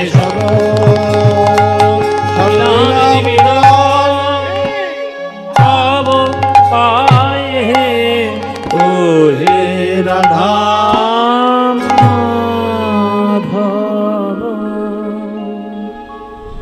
মাধব মাধব, ও হে মাধব। এই যে যারা গান শুনছেন, ভগবানকে আপনারা কি দিয়েছেন? ভগবানকে কিচ্ছু দেননি, বরং নিয়েছেন অনেক বেশি। যখন দেখবেন ভক্ত জীবনের শেষ প্রান্তে চলে আসবে, তখন ভক্ত ভগবানকে বলবে, প্রভু আমি তোমাকে আর কি দেব, কিছু দেওয়ার নেই। ভগবান বলছে, আমি তোকে এত কিছু জিনিস দিলাম, তুই দিতে পারছিস না? বলে, না প্রভু, দেওয়ার ক্ষমতা তো নেই। কি দিবি তাহলে? বলে, পড়ে আছে দুই একটা জিনিস, সেটাই দিতে পারি। কি? দে তুলসী তিল দেহ মন সমর্পণি, দে তুলসী তিল, আমি দেহ মন সমর্পণি। দয়াজনী দয়াজনী ছোড় বিময় হে মাধব, দয়াজনী দয়াজনী ছোড় বিময় হে মাধব, ওগো আমায় দয়া ছেড়ো না হে, ওগো আমায় দয়া ছেড়ো না হে। আস্তে। এই যে চঞ্চল হলে হবে না, মনে মনে বসুন, ঠিক ধীরে ধীরে বসুন, চঞ্চল হবেন না। এখানে আপনারা যারা গান শুনছেন আজকের, আমাকে কেউ একজন হাত তুলে বলুন, বাবা একটাও জীবনে কোনো পাপ করিনি, বলুন। কে হাত তুলতে পারবেন? বাবা আমি আগে হাতটা নিজেই গুটি। আরে 3-4টা করে মশা মারতেছে তো রোজে। ও মায়েরা, কারা হাত তুলবে জীবনে কোনো পাপ করেনি যে হাত তোলো? মশা মারছে 3-4টে। বলে, বাবা জীবনে একটা কেন, প্রত্যেক দিন যে কটা করে পাপ হয়ে যাচ্ছে তাই কেউ জানি না। রজতে তো 500 মশা মারছি, সেটাও তো একটা পাপ। আমরা জগতে কেউ বলতে পারবো না যে পাপহীন জীবন আমি ধারণ করেছি, আমরা সবাই পাপী। তা ভগবান বলছে, তোর এত বড় সাহস হলো কি করে? তুই আমায় ডাকিস পাপী হয়ে? কি দিবি তুই আমায়? ওই দেহ আর মনটা দিলেই হয়ে যাবে? তুই ভেবেছিস আমি তো কি করুণা করব? ভক্ত বলছে, প্রভু করুণা ছেড়ো না, আমায় দয়া ছেড়ো না হে, ওগো আমায় দয়া ছেড়ো না হে। ওগো আমি চির অপরাধী বলে, ওগো আমায় দয়া ছেড়ো না হে, আমি চির অপরাধী বলে, আমি ওই চরণে শরণ নিলাম, আমি চির অপরাধী বলে ওই চরণে শরণ নিলাম, আমি চির অপরাধী বলে, আমায় চরণ ছাড়া করো না হে, চির অপরাধী বলে, চরণ ছাড়া করো না হে। অপরাধী বলে আমি ওই চরণে শরণ নিলাম, চির অপরাধী বলে ওই চরণে শরণ নিলাম, চরণ ছাড়া করো না হে। ওই চরণে শরণ নিলাম, চরণ ছাড়া করো না হে। ওই চরণে শরণ নিলাম, আমায় দয়া ছেড়ো না হে আমার মাধব। তাহলে আমরা কেউ কখনো বলতে পারবো না যে আমরা পাপহীন জীবন ধারণ করেছি। প্রত্যেককে আমরা পাপী, আমরা দোষে পরিপূর্ণ। ও মায়েরা, একটা সাপ একটা ব্যাঙকে ধরেছে, সাপটা ঠাকুরকে ডাকছে, ঠাকুর ব্যাঙ যেন ফসকে না যায়। আবার ব্যাঙটাও ঠাকুরকে ডাকছে, ঠাকুর সাপের হাত থেকে আমায় রক্ষা করো। দুজনেই ভগবানকে ডাকছে, ভগবান পড়েছে বিপদে, বলে কোন দিকে যাবো রে বাবা? হ্যাঁ, সাপও ডাকে ব্যাঙও ডাকে। সাপের কানে কানে মন্ত্র দিল, এই বেটা সেই যদি ধরবি ধরার মতো ধর। আচ্ছা, আর ব্যাঙের কানে কানে মন্ত্র দিল, বেটা সেই যখন মরবি মরার মতো মর। ঠিক আছে। এইবার যখন এই দুই কথা বলে দিয়েছে, তখন সাপ মনে মনে ভাবছে যা ধরেছি তাতেই বেটা ব্যাঙ হাত মরা হয়ে গেছে। আর ব্যাঙ মনে মনে ভাবছে আমি সেই যখন মরতে হবে তাহলে হাত মরার ভাব করে পড়ে থাকি, মরা মরা মরা। এই যা মরে গেছে, যা যা একদম মরে গেছে, মরে গেছে। মানে হাত মরার ভাব করে পড়ে গেল। এবার সাপটা মনে মনে ভাবছে যা ধরেছি তাতেই বেটা ব্যাঙ হাত মরা, তবুও ভগবান বলেছে ধরার মতো ধরতে, তাহলে নিশ্চয়ই ধরার মধ্যে আলগা আছে। সকাল থেকে কিচ্ছু খাইনি। হ্যাঁ, কেন বললো? নিশ্চয়ই আর ধরার মধ্যে। এই তার এবার ছেড়ে দিয়ে ভালো করে ধরি, ও মায়েরা ছেড়ে দিয়ে ভালো করে ধরি। ছেড়ে দিয়ে যেই ধরতে গেছে অমনি সাপ ব্যাঙ দেখে যে আমায় ছেড়ে দিয়েছে, অমনি থপ করে লাফিয়ে জলে, একবারে উল্টে জলের মধ্যে ঢুকে গেছে। এই হচ্ছে আমাদের দশা। ভগবান কোন দিকে রক্ষা করলো? দুদিকেই রক্ষা করলো। যে কথার মানে বুঝেছে সে ফল পেয়েছে। সাপকে বলেছিল ধরার মতো ধরতে, সাপকে বলেছে ছেড়ে দিয়ে ধরতে, তুই ছেড়েছিস বেটা। ওই হচ্ছে আমাদের দশা। দেখবেন বাবা, আমাদের জীবনটিকে যদি আপনি দাঁড়ে পাল্লায় বিচার করেন, দোষ অনেক বেশি, গুণ নেই বললেই চলে। ভক্ত ভগবানের কাছে গিয়ে বলছে, প্রভু জীবনটিকে তুমি যদি বিচার করে দেখো না, গণইতে দোষ গুণলে সোনা পাবি, গণইতে দোষ গুণলে সোনা পায়বি, জব তুহু করবি বিচার, জগত করহি বিচার। আমার গুণ তো কিছুই পাবে না মাধব, আমার গুণ তো কিছুই পাবে না মাধব, কেবল কেবল কেবল রাশি রাশি দোষ পাবে, গুণ তো কিছুই পাবে না মাধব। কেবল রাশি রাশি দোষ পাবে, গুণ তো কিছু পাবে না মাধব। ওগো তু জগন্নাথ এ জগতে কহয়সি, তু জগন্নাথ জগতে কহয়সি। বড় বড় খালি কথা। দেখবেন যার মধ্যে জ্ঞানের ভান্ডার মোটে নেই, শুধু তর্ক করে যাবে, শুধু শুয়ে পড়ে তর্ক করবে, করবেই তর্ক। একটাও গুণ নেই, কত বড় বড় কথা বলছে, আমার গুণ নেই, আমার দোষ বেশি, তোমার চরণ ধরো। এই তোর কথা আমি এত শুনবো কেন? অগুণে ভর্তি,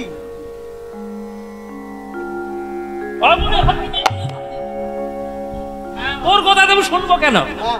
তুই কি এমন করেছিস যে তুই আমায় দেখা পাবি? আর তুই আমার ডাকার সাহস পেলি কোত্থেকে? তখন ভক্ত বলছে, পেলাম কোত্থেকে? এই পুরীতে এসেই তো সেই শক্তি পেয়েছি। বলে পুরীতে এসে তুই শক্তি পেলি কেন? তুহু জগন্নাথ জগতে কহয়সি, তুহু জগন্নাথ জগতে কহয়সি। ওগো জগবাহির নহমুই ছাড়, জগবাহির নহমুই ছাড়। বলে প্রভু কষ্ট করে পড়াশোনা শিখেছিলাম তো, একটু সন্ধি বিচ্ছেদ জানি। জগন্নাথ পুরীতে এসে তোমার নাম শুনলাম, তুমি নাকি জগন্নাথ। জগন্নাথ জগৎযুক্ত নাথ জগন্নাথ। তা তুমি যদি জগতেরই নাথ হয়, যদি তুমি জগতেরই নাথ হও, তাহলে বলো আমি তো জগৎ ছাড়া নই হে, আমি তো জগৎ ছাড়া নই হে। তুমি যদি জগন্নাথ হবে, আমি তো জগৎ ছাড়া নই হে। তুমি যদি জগন্নাথ হবে, আমি তো জগৎ ছাড়া নই হে। বলে আমার সঙ্গে তর্ক করছিস তুই? এই তর্ক করার অপরাধে আমি যদি আগামী জন্মে আর মানুষ করে তোকে জন্ম না দিই, কি করবি তখন? কি করবি? যদি আগের জন্মে কুকুর করে জন্ম দিই, দেখবেন বাবা সব থেকে বেশি তর্ক কারা করে? মানুষ ছাড়া কেউ করে? কথা বলতে পারে, বুদ্ধি আছে, তর্ক করে খুব।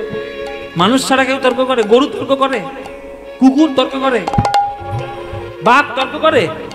অত তর্কের বালাই নেই, সামনে মাংস পেয়েছে গিলে নিয়েছে, তর্ক কোনো বালাই নেই, কোনো তর্কের সিন নেই। তোকে যদি আমি আগের জন্মে মানুষ করে জন্ম না দিই, তর্ক করবি কি করে? শোনো প্রভু, আগের জন্মে যদি আমি মানুষ হয়ে জন্ম না নিই, তাহলে আগের জন্মের মনের কথা আমি এই জন্মেই জানিয়ে গেলাম। এই জন্মেই আমি জানিয়ে গেলাম আমার মনের কথা। কি তোর মনের কথা? আগের জন্মে যদি আমায় মানুষ করে জন্ম না দাও, যদি গাছপালা করে জন্ম দিও, তাহলে আমায় তুলসী বৃক্ষ রূপে জন্ম দিও। তুলসীর পাতা মঞ্জরি দিয়ে তোমার সেবা করব, পাতা মঞ্জরি দিয়ে সেবা করব তোমায়। যদি কীট পতঙ্গ রূপে জন্ম দাও, তাহলে মৌমাছি করে জন্ম দিও, ফুলের মধু নিয়ে তোমার চরণে সেবা দেব। যদি তুমি জলের প্রাণী করে জন্ম দাও, দয়া করে আমায় শঙ্খ রূপে জন্ম দিও। মন্দিরে আরতির সময়, মন্দিরে আরতির সময় ফুৎকারে আমি বেজে উঠব, তোমার চরণে সেবা দেব। যদি তুমি আমায় পাখি করে জন্ম দাও, দয়া করে আমার ময়ূর করে জন্ম দিও। পেখমের পালক দিয়ে গোবিন্দের চূড়া তৈরি হব। যদি তুমি আমায় পশু করে জন্ম দাও, তাহলে গাভী করে জন্ম দিও। বাটের দুগ্ধ দিয়ে তোমার সেবায় লাগবো। মরে গেলে চর্ম দিয়ে মধুর মৃদঙ্গ তৈরি হব। যে রূপেই আমি যখন জন্ম নিই না কেন, গণইতে দোষ গুণলেশ না পাওয়াবি জবতহ করবি বিচার। হ্যাঁ, আমার একটুও গুণ নেই, আর সেই অপরাধে যদি আমি আগের জন্মে মানুষ হয়ে জন্ম না নিতে না পারি, তাহলে আগের জন্মের মনের কথা আমি এই জন্মেই জানিয়ে গেলাম। কি এ মানুষ পশু ওগো পাখি কি এ জন্মিয়ে, কি মানুষ পশু পাখি কি জন্মিয়ে, অথবা কীট পতঙ্গে, অথবা কীট পতঙ্গে, আমার কর্ম বিপাকে, আমার গতাগতি পুনঃ পুনঃ, কর্ম বিপাকে গতাগতি পুনঃ পুনঃ, আমার মতি রহু তুয়া পর সঙ্গে, মতির তুয়া পর সঙ্গে, যেন তোমার পদে মতি থাকে। প্রভু তোমার পদে মতি থাকে। আমি যে রূপেই জন্ম নিই না কেন, আমি যে রূপেই জন্ম নিই না কেন, বাঘ হই, গরু হই, গাছ হই, পাখি হই, সাপ হই, কীটপতঙ্গ, যে রূপেই আমি জন্ম নিই না কেন, প্রভু আমার যেন তোমার পদে মতি থাকে। তোমার পদে মতি থাকে। আমি যে রূপেই জন্ম নিই না কেন, তোমার পদে মতি থাকে।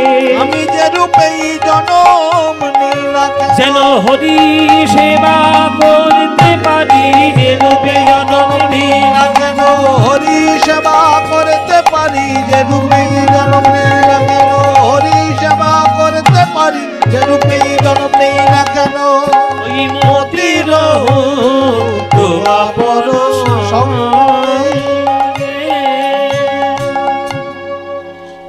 এই গানটি মহাপ্রভুর খুব প্রিয় গান বাবা। এই যে গানটা শোনাচ্ছি, কত বছর, 500-600 বছরের পুরনো গান। পুরনো গান আমরা শুনি না তো, কিন্তু জেনে রাখবেন ওল্ড ইজ গোল্ড।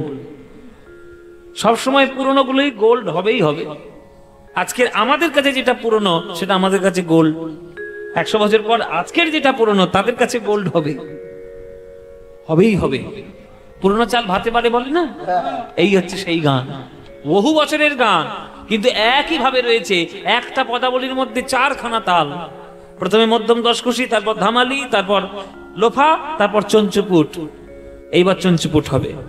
ভনয়ে বিদ্যাপতি অতিশয় কাতর, বনয়ে বিদ্যাপতি অতিশয় কাতর, তরইতে ইহ ভব সিন্ধু, তরইতে ইহ ভব সিন্ধু, তুবা পদ পল্লব করুণ অবলম্বন, তুবা পদ পল্লব করু অবলম্বন, তুবা পদ পল্লব করু অবলম্বন, তুয়া পদ পল্লব করু অবলম্বন, তিল আধ দেহ দিন বন্ধু, তিল আধ দেহ দিন বন্ধু, আমায় দান কর হে আমার দান করো হে, এক বিন্দু কৃপা দান কর হে, এক বিন্দু কৃপা দান করো না ফুরাবে না হে, ফুরাবে না হে, ও এক বিন্দু দানে সিন্ধু ফুরাবে না হে, এক বিন্দু দানে সিন্ধু ফুরাবে না হে, এক বিন্দু দানে সিন্ধু হে কৃষ্ণ করুণা সিন্ধু, এক বিন্দু দানে সিন্ধু হে কৃষ্ণ করুণা সিন্ধু, এক বিন্দু দানে সিন্ধু হে কৃষ্ণ করুণা সিন্ধু, এক বিন্দু দানে সিন্ধু হে কৃষ্ণ করুণা, এক বিন্দু দানে সিন্ধু হে কৃষ্ণ করুণা সিন্ধু, এক বিন্দু দানে সিন্ধু ফুরাবে না হে, তিল আধ দেহ দিন বন্ধু, তিল আধ দেহ দিন বন্ধু, দিন বন্ধু, দিন বন্ধু, তিল আধ দেহ দিন বন্ধু, দিন বন্ধু দিন বন্ধু, দিন আদ দেহ দিন বন্ধু, দিন বন্ধু, দিন বন্ধু,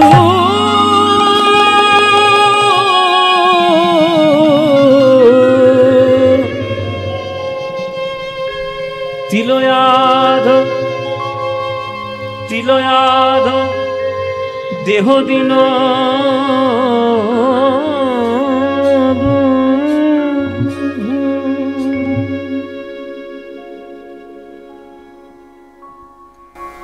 ও সার্বভৌম, ও স্বরূপ দামোদর, এ রামানন্দ, মহাপ্রভু তো এখানে এসে থাকবো বললে, হ্যাঁ এই প্রভু থাকবে কোথায়? এই তো এর বাড়ি থাকুক না, এই দোতলা বাড়ি তো অনেক ঘর পড়ে আছে, এর বাড়ি থাকুক, কার বাড়ি? এই তো এর বাড়ি, এর বাড়ি থাকবে? ও মায়েরা, তোমাদের বাড়ি যদি মহাপ্রভু এসে বলে থাকবেও, থাকতে দেবেন? থাকতে দেবেন? আপনি থাকতে দেবেন, কিন্তু মহাপ্রভু থাকবে না। কেন? কেন থাকবে না? না, তিনি সন্ন্যাসী। সন্ন্যাসীদের একটা নিয়ম আছে, সন্ন্যাসীদের যাত্রার বাড়ি থাকা যাবে না, ব্রাহ্মণ ছাড়া তারা কারোর বাড়িতে থাকতে পারবে না, আবার এক রাত্রের বেশি অন্য রাত্রে দ্বিতীয় রাত থাকতে পারবে না। হ্যাঁ, এগুলো সন্ন্যাসীদের নিয়ম। মহাপ্রভু হচ্ছে বড় কঠিন সন্ন্যাসী। কেন? সন্ন্যাসীদের 10 রকমের ভাগ রয়েছে, তাদের সম্প্রদায় রয়েছে, তাকে বলে দশনামী সম্প্রদায়। দশনামী সম্প্রদায় কে কে? 10টা সম্প্রদায়ের নাম কি? তীর্থ, আশ্রম, বন, গিরি, অরণ্য, পর্বত, সাগর, পুরী, ভারতী, সরস্বতী। এই 10টা হচ্ছে সম্প্রদায়। আর মহাপ্রভু 10টার মধ্যে 2টি সম্প্রদায় অন্তর্ভুক্ত দীক্ষা গ্রহণ করেছেন। তিনি যার কাছে প্রথম দীক্ষা নিয়েছিলেন তার নাম ঈশ্বর পুরী, তিনি পুরী সম্প্রদায়। আর যার কাছে সন্ন্যাস নিলেন তার নাম কেশব ভারতী, তিনি ভারতী সম্প্রদায়। সুতরাং তার জীবনের কঠিন সন্ন্যাস সবার সন্ন্যাসের সঙ্গে মিলবে না। কিছু মনে করবেন না বাবা, ধর্মের চাদর পরে অনেক অন্যায় কাজ হচ্ছে, হয়েছে, হবে, এটা অস্বীকার করার কোনো জায়গা নেই। সেটা যে কোনো ধর্মেই হোক। ধর্মের চাদরটা পড়েছি, ভেবেছি আমি সব 7 খুন মাফ হয়ে যাবে, এটা হয়েছে বা হচ্ছে, এতে অস্বীকার করার কিছু নেই। যারা সত্যিকারের ধর্মের চাদর পড়বে তারা কখনো দেখবেন নিজেদের প্রচারের জন্য এগিয়ে আসবেন না। মৃগনাভির গন্ধ কখনো লুকানো যায়? আপনি গন্ধেই সে সমুজ্জ, সুগন্ধিত, তার জন্য কারোর প্রচার করা লাগে না। যারা প্রকৃত সন্ন্যাসী তারা কোনোদিন ভোগ বিলাসের মধ্যে মত্ত থাকবে না। এখন ভারতবর্ষে দেখবেন এ সন্ন্যাসী, ও সন্ন্যাসী, সে সন্ন্যাসী, ও মা সন্ন্যাসী, সে একটা গাড়ি চড়ে ঘুরে বেড়াচ্ছে BMW 5 কোটি টাকা দাম। কি করে সন্ন্যাসী? তুমি যদি সন্ন্যাসী হবে ভোগ বিলাসের গাড়ির মধ্যে তুমি উঠবে না, তুমি পদব্রজে যাবে। কেননা সন্ন্যাসীদের 3টে প্রধান ধর্ম, কায়, মন, বাক্য। শরীর ভোগ বিলাসে থাকবে না, মন আপন চিন্তা করবে না, শুধু জগতের কল্যাণ চিন্তা করবে, আর বাক্য শুধু ঈশ্বর বাক্য, শুধু ভগবানের বাণী ছাড়া অন্য আন কথা তার মুখে আসবে না। আর চারিদিকে সব সন্ন্যাসী দেখুন, হাতে আইফোন নিয়ে ঘুরে বেড়াচ্ছে। আরে আইফোন তো আমরা নেব, আমরা তো সংসারী মানুষ, আমরা রাজকীয় লোক, আমরা আইফোন নিয়ে ঘুরবো, আমরা 5 কোটি টাকা দামের গাড়ি নিয়ে ঘুরবো। সন্ন্যাসী কেন? সন্ন্যাসী নয়। মহাপ্রভু সেই সন্ন্যাসী নয় যে তিনি রাজার বাড়িতে এসেছেন বলে তিনি সোনার মন্দিরে থাকবেন, তিনি গ্রহণ করবেন না। তাই ভক্তরা চিন্তায় পড়ে গেল, কি হবে কি হবে কি হবে। একজন এগিয়ে এলেন, তার নাম কাশীনাথ মিশ্র। কি বললাম মায়েরা নামটা? হ্যাঁ, মনে রাখবেন, আগের বছর এসে যখন প্রশ্ন করব যেন উত্তর দিতে পারবেন। কাশীনাথ মিশ্র, তার বাড়িতে গিয়েছিলেন মহাপ্রভু। কেননা তিনি বললেন, প্রভু তুমি এসে আমার বাড়িতে থাকো। কেন না, আমি হচ্ছি আমার ওই সবার ঘরের মধ্যে তোমার জায়গা দেব না। আমি যেহেতু রাজার গুরুদেব, ওই জন্য প্রচুর টাকা আমার, তাই দেওয়ালের মধ্যে একটা গুপ্ত ঘর বানিয়ে রেখেছি, ওইটার মধ্যে তুমি থাকবে। হ্যাঁ, ওটা শোয়ার ঘর নয়, কারোর বেডরুম নয়, লিভিং রুম নয়, তাহলে ওটা তোমার সন্ন্যাসীর সঙ্গে খাপ খেয়ে যাবে। ওই দেওয়ালের মধ্যে তুমি থেকো, ওইখানে তুমি থেকো। সেই উড়িয়া ভাষায় ওই চোরা কুঠুরি বা গুপ্ত ঘরের নাম ছিল গম্ভীরা। ওটা উড়িয়া ভাষায় বলে গম্ভীরা, আমরা বাংলা ভাষায় বলি গুপ্ত ঘর, আর উড়িয়া ভাষায় বলা হয় গম্ভীরা। সেই গম্ভীরার মধ্যে আজ মহাপ্রভু রইলেন। প্রভু আমার, প্রভু আমার, প্রভু আমার, কাঁদিয়া রজনী পোহায়,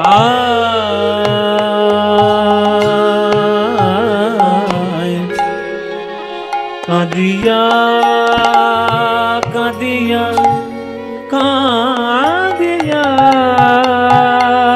কাঁদিয়া রজনী পোহায়,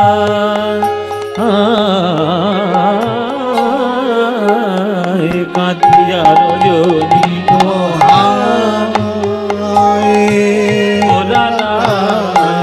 কাঁদিয়া রজনী পোহায়, কাঁদিয়া রজনী পোহায়, কাঁদিয়া রজনী পোহায়, কাঁদিয়া রজনী পোহায়, কাঁদিয়া স্বরূপের গলায় ধরি ধরি হে, স্বরূপের গলায়, স্বরূপের গলায় ধরি, প্রভুর দু নয়নে বহে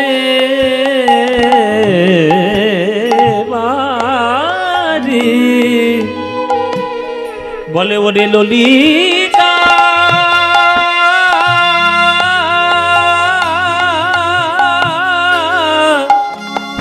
ওরে বিশাখা,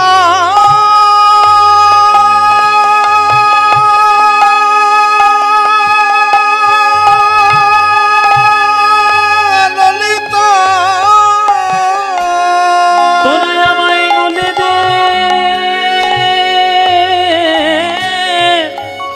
আমার প্রাণ বধূ কোথায় গেল, যে বধূর লাগি আমি সব হারালাম, সে বধূ আমায় ছেড়ে কোথায় গেল, বলে দে বলে দে বলে বলে দে গামা পানি ধা ধা ধা ধা ধা ধা ধা ধা ধা মাদানি সদা দাদা নি নি নি নি নি নি নি দানি পাদা মা পানি দাবা রে মা পানি নি নি নি নি নি মা রে নি নি নি সা নি ধা পাদা মা পানি দা পাদা মা পাদে মা গা রে মা পানি দা পাদা মা পানি নি পানি সা মা রে সা নি সা নি দা পানি সা নি সা নি নি সা স্বরূপের গলায় ধরি প্রভুর দু নয়নে বহে বারি বলে দে প্রাণবোধ প্রাণবোধ প্রাণবোধ গেল যে কোথায় গোরারায় প্রাণবোধ গেল যে কোথায় গোরারায় প্রাণবোধ গেল যে কোথায় গোরারায় বাহ নিতাই গৌর হরি বল হরি বল গোরারায় প্রাণবোধ গেল যে কোথায় গোরারায় কাঁদিয়া রজনী পোহায় কাঁদিয়া রজনী পোহায় কাঁদিয়া রজনী পোহায় গোরারায় কাঁদিয়া রজনী পোহায়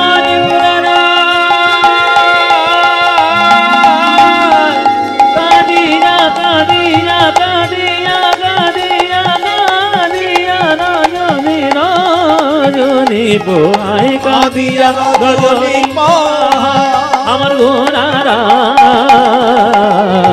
কাঁদিয়া রজনী পোহায় আমার গোরারায় কাঁদিয়া রজনী পোহায় গোরারায় কাঁদিয়া রজনী পোহায় কাঁদিয়া রজনী পোহায় কাঁদিয়া রজনী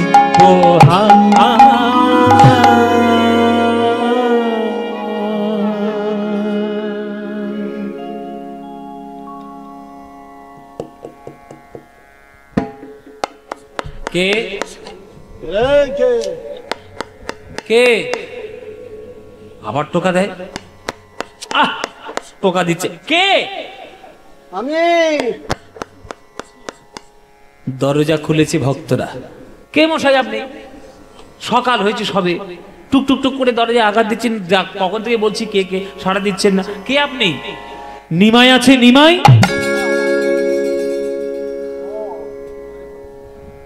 বাবা কিন্তু গলার আওয়াজ শুনি তো চমকে উঠেছে কে আপনি নিমাই কে আরে নিমাই নিমাই নিমাই ছিল না নবদ্বীপের নিমাই পণ্ডিত তোমাদের পুরী ধামে এসে কি একটা নাম নিয়েছে ওই কি সব লোকে বলছিল শ্রীকৃষ্ণ চৈতন্য হ্যাঁ হ্যাঁ চৈতন্য চৈতন্য তোমাদের কাছে চৈতন্য আমার কাছে না আমার কাছে আমার ভাই আমার নিমাই নিমাই আছে নাকি ভক্তরা বলছে বাবা আপনি যেভাবে কথা বলছেন আপনি নিশ্চয়ই মহাপ্রভুর খুব প্রিয় খুব কাছের মানুষ নইলে এইভাবে নাম ধরে ডাকার সাধ্য আর সাহস এই পুরী ধামে কারোর নেই প্রভুর নাম ধরে ডাকবে আপনি ডাকছেন মানে আপনার নিশ্চয়ই কোনো খুব মনের সম্পর্ক আত্মার সম্পর্ক আপনার পরিচয়টা দিলে ভালো হয় যাও নিমাইকে গিয়ে বলো তার দাদা গোবিন্দ দাস দেখা করতে এসছে আচ্ছা ঠিক আছে আপনি একটু অপেক্ষা করুন প্রভু এখন গম্ভীরার মধ্যে কোন অবস্থায় আছে আমরা জানি না কোন ভাব অবস্থায় তিনি রয়েছেন আমরা যাই গিয়ে দেখি তারপরে ঠিক আপনাকে নিয়ে যাব আপনি থাকুন গোবিন্দ দাস দাঁড়িয়ে রইলেন ভক্তরা গিয়েছে গম্ভীরার মধ্যে প্রভু বলো ওই একজন আপনার দর্শন প্রার্থী আপনার দাদা দাদা মানে নিতাই দাদা না না না না নিতাই দাদা নয় নিতাই দাদা আমরা চিনি তো নিতাই দাদা নয় ওই নতুন এক দাদা সে আপনার নাম ধরে ডাকাডাকি করছে বলছে সে নাকি আপনার দাদা ওই নামটা বললো গোবিন্দ দাস হ্যাঁ গোবিন্দ দাস গোবিন্দ দাদা দেখা করতে এসছে। আরে সরো সরো সরো, আরে গোবিন্দ দাদা গো, ও দাদা, গোবিন্দ গোবিন্দ বলি প্রভু ছুটিয়া চলিল, ছুটিয়া চলিল, দুয়ারের মাঝে আসি তাদের আলিঙ্গন কইল, আলিঙ্গন কইল।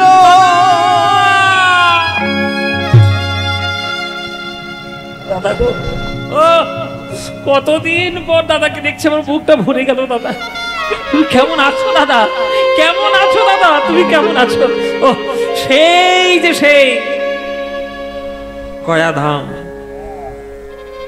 বিষ্ণুর পাদ পদ্ম দেখে ক্রন্দন, তুমি আমাকে ধরে নিয়ে গেলে ঈশ্বরপুরীর কাছে। দাদা গো, তুমি যদি আজ আমায় গুরুর কাছে না নিয়ে যেতে, এই কৃষ্ণ কৃষ্ণ বলে কাঁদার রাস্তা আমি কি পেতাম দাদা? দাদা গো, বলো বলো দাদা, তুমি কেমন আছো বলো। ভালো আছি নিমাই, তুমি কেমন আছো? আমি এই প্রভুর আশীর্বাদে আছি আর কি। হ্যাঁ, তোমার তো এখন খুব নামটা, হ্যাঁ, এই নিমাই বললে কেউ চেনে না। তুমি কি নাম নিয়েছো একেবারে? শ্রীকৃষ্ণ চৈতন্য। তবে তোমায় খুঁজে বের করতে হচ্ছে। হ্যাঁ, বাহ, খুব ভালো কথা। বলো নিমাই কেমন আছে? ভালো আছি দাদা। দাদা একটা কথা, গুরুদেব গুরুদেব কেমন আছে? গুরুদেব কেমন আছে? সেই যে কতদিন আগে দেখা হয়েছিল, এখন আর তো দেখা হয়নি। গুরুদেব কেমন? গুরুদেব ও মাথা নিচু করে নিল গোবিন্দ দাস। কি হলো দাদা? গুরুদেবের নাম শুনে মাথা নিচু করে নিলে কেন? নিচু করে নিলাম কেন? নিমাই, এতদিন পরে তোমার সঙ্গে আমি দেখা করতে এসেছি, আমি কি বিনা কারণে আসব? এসেছি ওই গুরুর কারণে। গুরুদেবের জন্যই আমাকে আসতে হলো। নিমাই, তোমার আমার মায়ার পথ থেকে ঈশ্বরের প্রেমের পথ যিনি দেখিয়েছিলেন, সেই গুরু আমাদের প্রাণের ঈশ্বরপুরী আর এই জগতে না। গুরু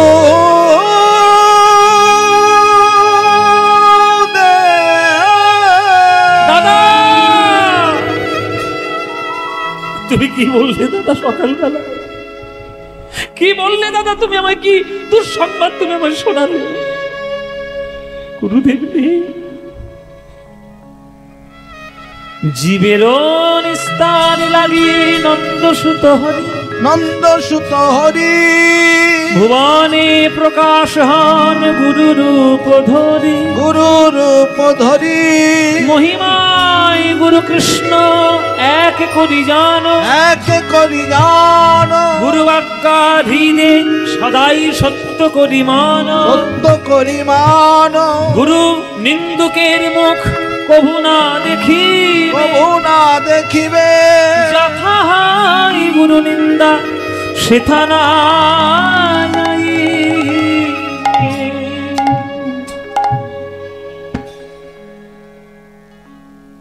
নিমাই,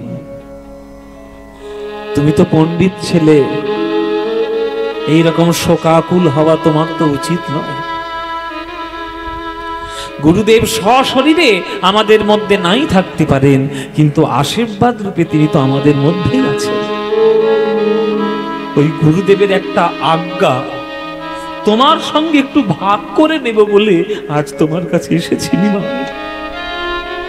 বড় দাদার মতো যদি তোমার কাছে আমি একটা সাহায্যের হাত বাড়িয়ে দিই, তুমি কি আমায় সাহায্য করবে নিমাই? বলো দাদা, কি সাহায্য করতে হবে? শোনো নিমাই, মায়েরা আপনারাও শুনুন, এই প্রসঙ্গটি খুবই গুরুত্বপূর্ণ।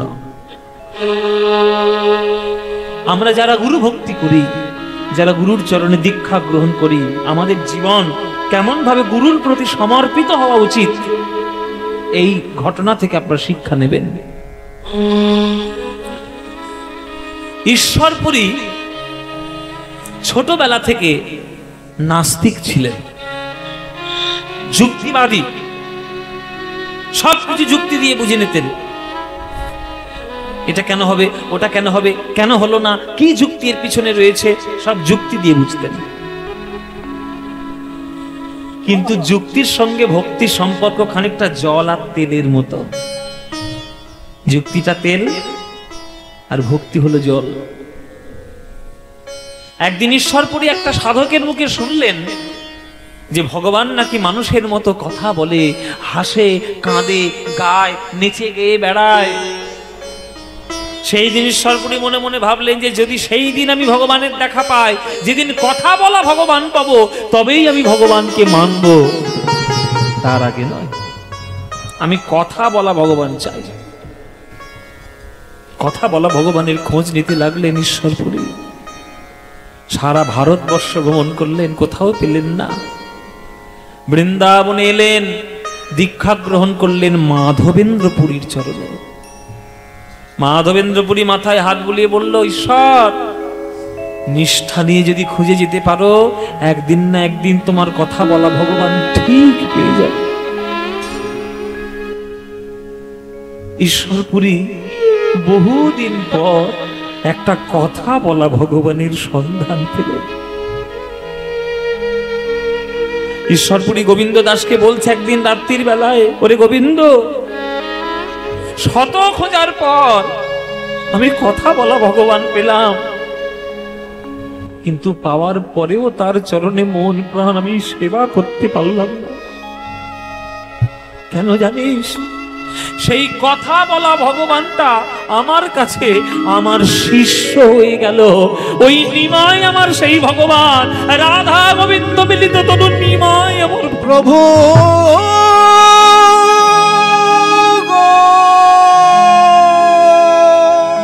একদিন স্বপ্নের মধ্যে দেখলাম বৃন্দাবনের রাধা আর বৃন্দাবনের কৃষ্ণ মিলিত হয়ে যাচ্ছে, গৌরাঙ্গ রূপ ধারণ করছে, আমার নিমাই রূপে নেমে এসেছে।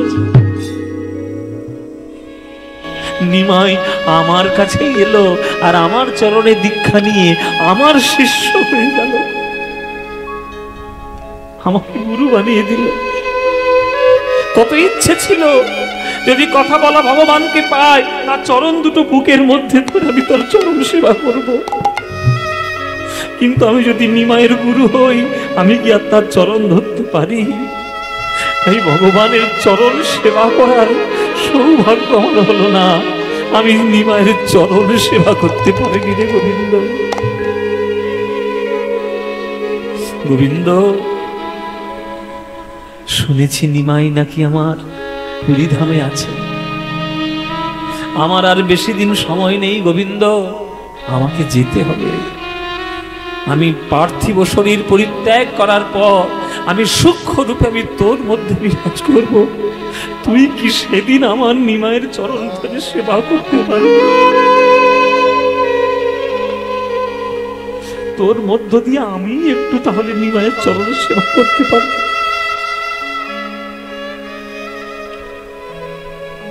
নিমাই, গুরুদেব নেই, সূক্ষ্ম রূপে আমার হৃদয়ের মধ্যে বিরাজ করছে। গুরুদেবের আজ্ঞা, তোমার চরণ সেবা করতে দিতে হবে নিমাই। তুমি কি তোমার চরণ সেবা করতে আমায় দেবে? না। কি বলছো দাদা তুমি? যে হাত দিয়ে গুরুর চরণ সেবা করেছো, সেই হাত দিয়ে আমার চরণ সেবা করবে? আমার নরকে জায়গা হবে না। আমি তো আগেই বলেছি নিমাই, এটা আমার ইচ্ছে নয়, গুরুর ইচ্ছে। প্রভু পড়ে গেলেন দ্বিধা দ্বন্দ্বের মধ্যে। সেই সময় সেখানে এসে হাজির হলো স্বরূপ দামোদর। প্রভু স্বরূপ দামোদরকে জড়িয়ে ধরেছে। বলতো স্বরূপ করিয়া, যে হাত দিয়ে গুরুর চরণ সেবা করেছে, সে হাত দিয়ে আমার চরণ সেবা করতে চাই, আমি কি করবো তুমি বলো আমার?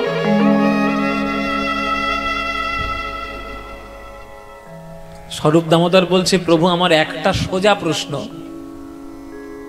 ঈশ্বরপুরী শুধু কি তোমার গুরুদেব, না গোবিন্দ দাসেরও গুরুদেব? বলে দুজনেরই গুরুদেব। বলে দুজনেরই যদি সে গুরুদেব হয়, তার শিষ্য হয়ে তার ইচ্ছে পূরণ করাই তোমাদের আসল ধর্ম। তোমার স্বর্গবাস হবে না নরকবাস হবে, এই চিন্তা করলে তো গুরু সেবা করা যাবে না। তোমাকে সেবা করতে দিতেই হবে। তোমার চরণ সেবা করলে তোমার গুরুর যদি মনের শান্তি হয়, শিষ্য হিসেবে তোমার কর্তব্য তোমার গুরুর মনে শান্তি প্রদান করা।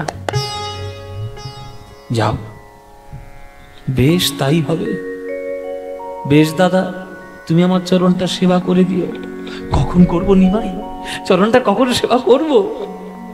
দাদা, প্রত্যেক দিন দুপুর বেলায় জগন্নাথ মন্দিরের যে প্রসাদ পাওয়া যায়, সে প্রসাদে আমার জন্য নিয়ে আসবে।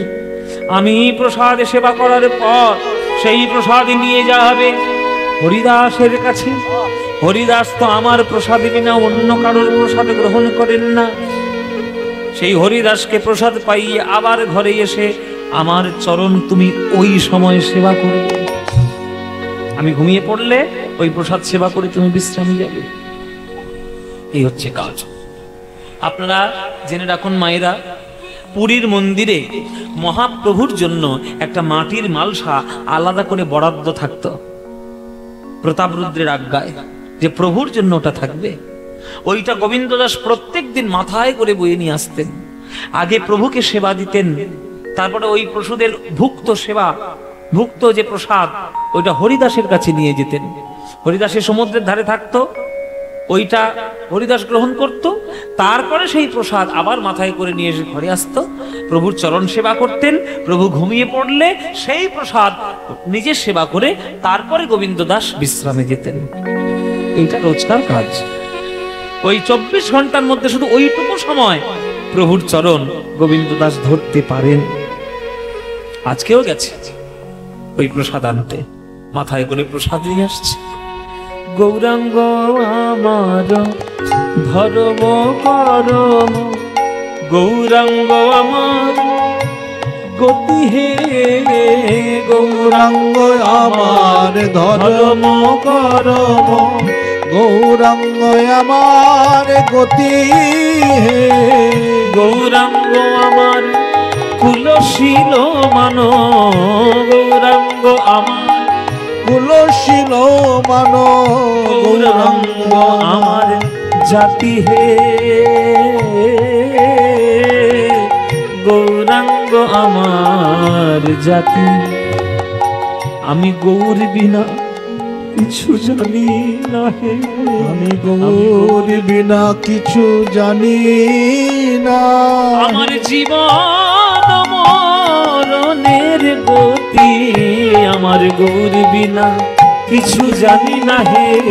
জীবন মরণের গতি, গৌর বিনা কিছু জানি না।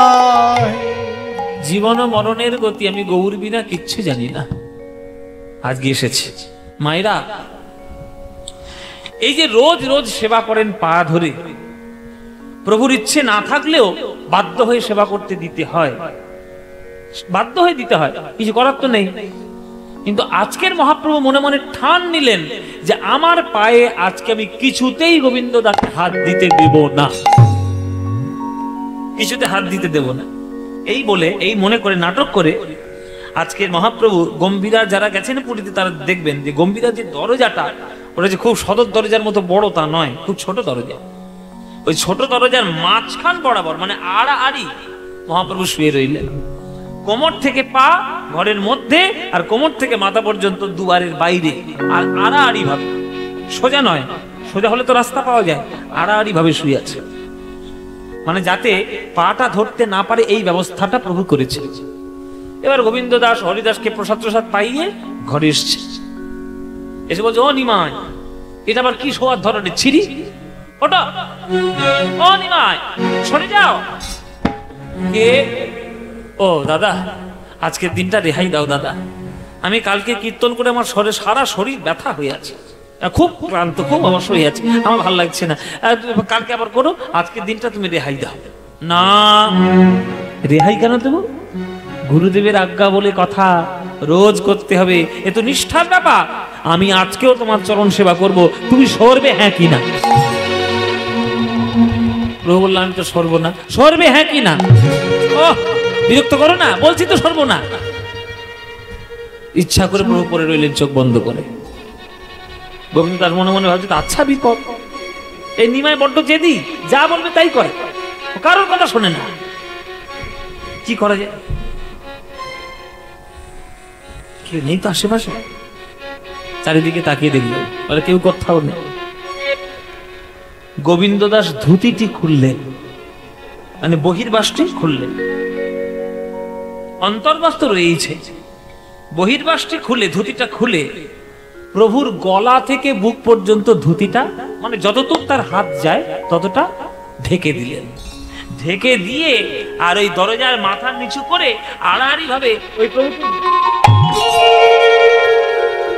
ডিঙিয়ে ঢুকে গেলেন। আচ্ছা, কাপড়টা তাহলে গায়ে জড়ালেন কেন? যাতে পায়ের ধুলো উড়ে গিয়ে প্রভুর গায়ে না পড়ে, এই জন্য কাপড়টা উড়িয়ে দিলেন বুকের উপর। এবার ভেতরে গিয়ে আবার কাপড়টা টেনে নিয়ে পড়ে নিয়ে এবার তো চরণটা পেয়ে গেছে। আর এই সমস্ত কাণ্ডগুলো প্রভু কিন্তু মিটি মিটি চোখে সব দেখেছে, সব দেখেছে আমার নিমাই। আর মনে মনে ভাবছে কাদের পাল্লায় পড়েছি আজ। হরিনাম কৃষ্ণ নাম বড়ই মধুর, আর যে জনে কৃষ্ণ ভজে সে বড় চতুর। আমি একে যতই পালন করব, এ কথা শুনবে না, ও চাতুর্যের মাধ্যমে ঠিক ঢুকবে। এবার তো প্রভু চরণ পেয়ে গেছে বুকের কাছে, আর কোথায় বাধা? প্রভুর চরণ সেবা করে, আজ প্রভুর চরণ সেবা করে। গুরুদেবের সুখের তরে আমার প্রভুর চরণ সেবা করে। হরি বল, হরি বল। গুরুদেবের সুখের তরে প্রভুর চরণ সেবা করে। চরণ সেবা করছে। চরণ সেবা করতে করতে করতে করতে এমন হলো যে প্রভু ঘুমিয়ে পড়লেন। দেখবেন কেউ কেউ ভালো গা হাত পা টিপতে জানে, ভালো ম্যাসাজ করতে জানে, দেখবেন এমন করে হ্যাঁ টিপে দেবে, কোথায় চাপলে আপনার ঘুম চলে আসবে তারা ঠিক জানে। আর শরীরের তো আরামের ব্যাপার। ওই মহাপ্রভুর পদ সেবা করতে করতে ঘুমিয়ে পড়লো। হঠাৎ করে মহাপ্রভু জেগে উঠে দেখছে প্রায় ঘন্টা 3 কেটে গেছে। প্রভু তো ঘুমিয়েই পড়েছিলেন, ঘন্টা 3 কেটে গেছে। হরিবল মায়েরা একটা সময় যদি ঘুমোতে যায় তাহলে 3 ঘন্টা ঘুমলে 4টের সময় উঠে দেখছি তবুও গোবিন্দ দাস পদ সেবা করেই যাচ্ছে। ও দাদা, তো বলে বলে হয় না, এখনো তুমি আমার চরণ সেবা করছো, আমি প্রায় ঘন্টা 3 ঘুমিয়ে নিলাম। যাও যাও যাও যাও যাও, তুমি সেবা করো না। সে প্রসাদ বোধে দেখো বরফ হয়ে গেছে, ঠান্ডা জল। যাও তুমি সেবা করো, কতক্ষণ আর চরণ সেবা করো। তখন গোবিন্দ দাস বলছে, তা যাবোটা কি করে? তুমি দরজা থেকে সরলে তবে তো যাবো, এমন ভাবে আগলে পড়ে আছো, আমি যাবো কি করে? যেই বলেছে যাবো কি করে ঘরের থেকে বাইরে, তখন মহাপ্রভু হি হি করে হেসে ফেলেছে যে দাদা এইবার তুমি আমার হাসালে। তুমি বলছো ঘরের বাইরে যাব কি করে, আর আমি যদি তোমায় প্রশ্ন করি ঘরের ভিতরে ঢুকলে কি করে? তুমি কি ভেবেছো আমি কিছু দেখিনি? সব দেখেছি, সব দেখেছি। বহির্বাসটি খুলে বুকের উপরে জড়িয়ে দিলে যাতে পায়ের ধুলো গায়ে না পড়ে, আমাকে ডিঙিয়ে আমার ঘরের মধ্যে চলে আসতে পারলে, আর প্রসাদ সেবার জন্য ডিঙিয়ে আমাকে যেতে পারছো না। তখন গোবিন্দ দাস একটা কথা বললেন, সেবা কত উচ্চ স্তরের হতে পারে সেই কথাটা শুনলেই আপনারা বুঝবেন। গোবিন্দ দাস কি বললেন? গোবিন্দ কহে প্রভু আমার সেবা সে নিয়ম, সেবার লাগি অপরাধ বা নরকে গমন। প্রভুর লাগি অপরাধ আমি কিছু নাহি গনি, কিন্তু স্বনিমিত্ত অপরাধ এই আভাসেও ভয় মানি। ওগো আমার সোনার বাবু, আমি যখন বাইরের থেকে ভেতরে এসেছিলাম আমার উদ্দেশ্য ছিল তোমার চরণ সেবা করব, তাই তোমাকে ডিঙিয়ে ঘরে ঢুকেছি। ভগবানকে সেবা করার জন্য যদি ভগবানকেই ডেঙাতে হয় তাহলে নরক বাস হলেও তার মধ্যে স্বর্গ সুখ পাওয়া যায়, কিন্তু এখন যদি তোমাকে ডিঙিয়ে আমি বাইরে যাই, তাহলে উদ্দেশ্য থাকবে আমি আমার উদর পরিপূর্ণ করব, আমার সেবা। নিজের সেবা পাবো বলে ভগবানের পথ উল্লঙ্ঘন করব, এই কথা ভাবতেও তোমার বড় ভয় হচ্ছে। যেই এমন কথা বলেছে, প্রভু আমার ধড়বড় করে উঠে পড়লেন, উঠে পড়ে জড়িয়ে ধরেছে গোবিন্দ দাসকে।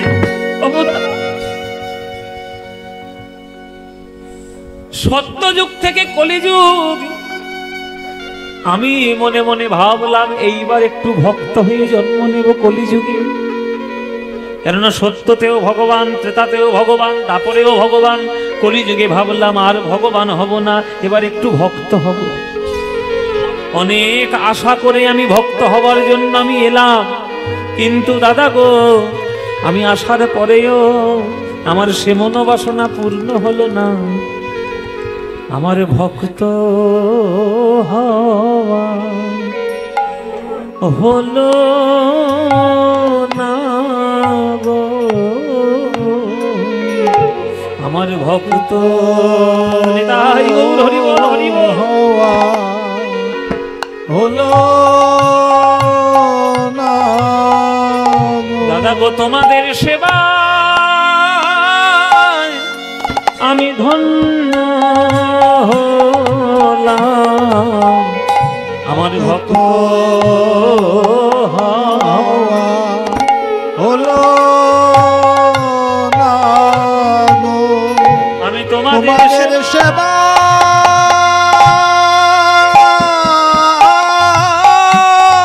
তোমাদের সেবায় আমি ধন্য হলাম, ভক্ত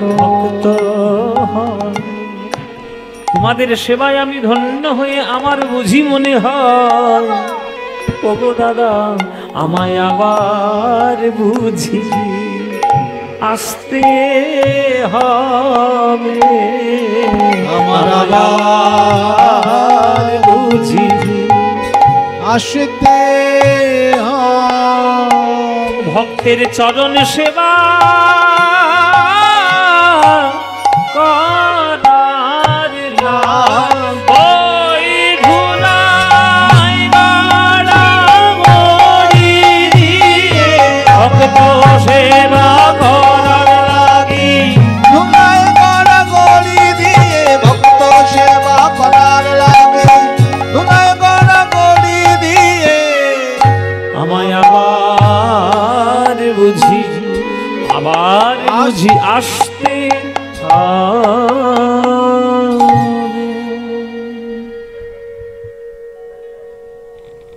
আবার বুঝি আমার আসতে হবে। এই মহাপ্রভুর কথা, সে কথা মহাপ্রভু রেখেছিলেন। শ্রীনিবাস আচার্য রূপে তিনি এসেছিলেন। ভোর হয়ে গেল, সকালবেলায় গোপালের সঙ্গে গেল সমুদ্রের তটে বিষ্ঠা ত্যাগ করার জন্য সমুদ্র তটে গেলেন। দেখছে গোপাল যে জিহ্বা কামড়ে নিয়ে বিষ্ঠা ত্যাগ করছে, যতক্ষণ না শৌচকার্য সম্পূর্ণ হলো ততক্ষণে জিভটা কামড়ে রাখল। গোপাল বলছে, কি প্রভু, জিভটা কামড়ে ধরে রাখলেন কেন? তখন প্রভু বললেন যে, ওরে গোপাল, যেদিন থেকে দীক্ষা নিয়েছি সেই দিন থেকেই আমার জিহ্বা কেন, আমার কোনো অঙ্গ প্রত্যঙ্গ আমার কথা শোনে না, এরা সবাই কৃষ্ণের বশবর্তী হয়ে গেছে। তাই ওই বিষ্ঠা ত্যাগ করার সময় আমি একটু জিভটাকে কামড়ে রাখি, যাতে আমার জিহ্বা এই অপকর্ম করার সময় হরিনাম না করে। তখন গোপাল বলছে, প্রভু গো, তোমার কোন স্মরণ করে যদি আমরা ভক্তরাও জিহ্বাকে কামড়ে ধরে রাখি, তাহলে মরণের সময় যদি আমরা ওই জীবটাকে কামড়েই রাখি, তাহলে মরণের সময় তো হরিনাম বলা হবে না। কমল দল জল জীবন টলমল ভজহু হরি পদ নীতিরে। পদ্ম ফুলের পাতায় যেমন জল স্থির থাকে না, তেমনি দেহরূপ পদ্ম পাতায় প্রাণ রূপ জল স্থির থাকে না। কোন ভক্তের যদি ওই বিষ্ঠা ত্যাগের সময় প্রাণ বেরিয়ে যায়, তাহলে তার তো মরণের সময় হরিনাম বলা হবে না। কেন করলে এই কথা? তখন প্রভু সচকিত হয়ে উঠলেন, বাপরে, এত বড় কথা বললি গোপাল, তুই তো আমার গুরু রে। আমি আজ থেকে বৈষ্ণব জগতে বিধান দিলাম, খাইতে সইতে না যথা তথা লয়, কাল দেশ নিয়ম নাহি সর্বসিদ্ধি হয়, সর্বসিদ্ধি কাল দেশ নিয়ম নাহি সর্বসিদ্ধি হয়। তাই খেতে শুতে চলতে ফিরতে যখন ইচ্ছা হবে তখন নাম করবে। আমাদের অনেক রকম অনেকে সব বোঝায়, এসব নাম করছো পবিত্র। আরে নাম তো সর্বক্ষেত্রেই পবিত্র। বাতাস যখন গ্রহণ করেন ভেবে দেখেন, আমি খাচ্ছি এই সময় একটু বাতাসটা নেওয়া বন্ধ করি, নিঃশ্বাসটা বন্ধ করে রাখি, করেন? তাহলে নামটা করার সময় কেন বাধা বিপত্তি? রামকৃষ্ণ ঠাকুর বলেছিলেন, হাতে কাম মুখে নাম বলে যাও অবিরাম। কাজ করো হাতে, মুখে নাম করো। মায়েরা নাম করতে করতে যদি রান্না করেন, রান্নাটার রান্না থাকবে না, প্রসাদ হয়ে যাবে। নাম করতে করতে যদি হাঁটতে থাকেন, তাহলে হাঁটাটা হাঁটা থাকবে না, পদব্রজে তীর্থধাম যাত্রা হয়ে যাবে। নাম এমন একটি জিনিস সর্বক্ষেত্রেই অবস্থিত। মহাপ্রভুর কৃপা, মহাপ্রভুর প্রেম, মহাপ্রভুর শিক্ষা চারিদিকে তার আশীর্বাদ রূপে ছড়িয়ে রয়েছে। সেই মহাপ্রভুর কৃপা যদি আপনারা গ্রহণ করতে না পারলেন, মানব জীবন ধন্যই হলো না, সার্থক হলো না। আপনারা আপনাদের জীবনকে সার্থক হয়তো করতে পারেননি, কিন্তু আপনাদের জেলায় জন্মগ্রহণ করে, ইসলামের ঘরে জন্ম নিয়ে, ইসলাম নাম নিয়ে তিনি কিন্তু তার জীবনকে ধন্য করেছেন। তাই তিনি মুসলমান হওয়ার পরেও শত বাধা বিপত্তি, শত বদনাম, শত কষ্ট সব সহ্য করেও তিনি কিন্তু হৃদয়টিকে ভগবানের চরণেই রেখেছেন। সে তার নাম হচ্ছে কাজী নজরুল ইসলাম। এই যে চুরুলিয়াতে যার বাড়ি, আমরা তো নিজের দেশের লোকের সম্মানই দিতে জানি না, কিন্তু বাইরে যখন সে যাবে তার সম্মান বৃদ্ধি হয়। এটা আমাদের চিরকালীন স্বভাব। নজরুল ইসলাম তার যতটা সম্মান পাওয়া উচিত ছিল, আমরা কি বলুন তো দিতে পেরেছি? ওই একটা নজরুল জন্ম জয়ন্তী করে দিলেই আপনি তার খুব সম্মান হয়ে গেল। কি তার গান পালন করেছেন, আর কি তার কথা আপনি মেনে চলেছেন। আপনি মানতে পারেননি, কিন্তু তিনি গৌর হরিকে ভালোবেসেছেন, তিনি গান লিখেছেন। আজ তার গান গেয়েই আজকের আমরা এখানে আমাদের গান সমাপ্তে রাখবো। নজরুল ইসলামের লেখা, নজরুল ইসলামের সুর, গৌর হরির গান, গৌর হরি মহাপ্রভুকে নিয়ে তার লেখা গান, অনবদ্য একটি গান। সেই গানটি গেয়ে আজকের আমরা এই আমাদের গৌরলীলা আমরা সমর্পণে রাখবো। নজরুল ইসলাম লিখছে, মোরা কাঁদবো না। কি সুর আর কি কথা বলি, বাপরে! এই গানটি আমি প্রথম শুনেছিলাম আমার গুরুদেবের কাছে, আমার গুরু কীর্তন সম্রাট শ্রী সুমন ভট্টাচার্য, তার কাছে এই গানটি প্রথম শুনেছিলাম। আমি জানতামই না যেটা নজরুল ইসলামের গান। এমনকি এই গানটা আমি রেকর্ড করেছি, রেকর্ড করে আমার চ্যানেলে দেওয়া আছে। আমি তাই কাঁদবো না বলে আপনারা সার্চ করবেন গুগলে, যে তাই কাঁদবো না পদ্ম পলাশের গান, এটা সার্চ করবেন, দেখবেন গানটা বেরিয়ে আসবে। ওই গানটা আমি রেকর্ড করেছি। রেকর্ড করার সময় আমি অনেককে শুনিয়েছি, কলকাতার বড় বড় ওস্তাদ সব পণ্ডিত নাম নিয়ে বসে আছে, তাদের অনেককে শুনেছি, তারা কেউ বলতেই পারেনি গানটা কার লেখা, শোনেইনি কখনো গানটি, কিন্তু আমি আমার গুরুর কাছে শুনেছিলাম, তাই গানটা খুব ভালো লেগেছিল বলে রেকর্ড করেছিলাম। আজকে এইখানে এসেছি পশ্চিম বর্ধমান চুরুলিয়ার কাছাকাছি, তাই তাকে সম্মান জানিয়ে আজকের আমরা বিদায় নেব, কিন্তু গানটা গেয়ে তারপরে মোরা কাঁদবো না, ও গো সজি দুলাল, তোমায় ডেকে ডেকে মোরা কাঁদবো না, ও গো সজি দুলাল, তোমায় ডেকে ডেকে তুমি গেছো চলে, তোমার প্রেম গিয়েছো রেখে, প্রিয় তুমি গেছো চলে, তোমার প্রেম গিয়েছ রেখে, তাই কাঁদব না।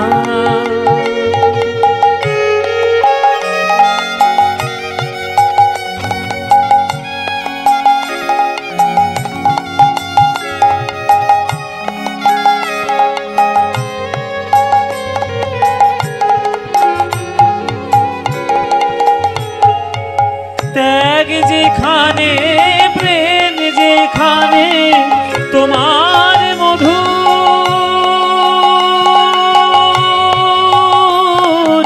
রূপ সেখানে।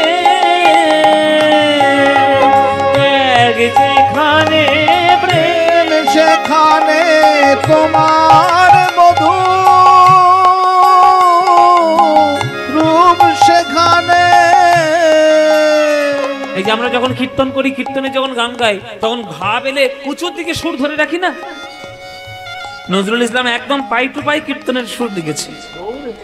কি সুন্দর আমরা গৌর হে বলে ডাকি বা প্রভু হে বলে ডাকি, উনি ওনার গানের মধ্যে সেরকম সুর করেছে।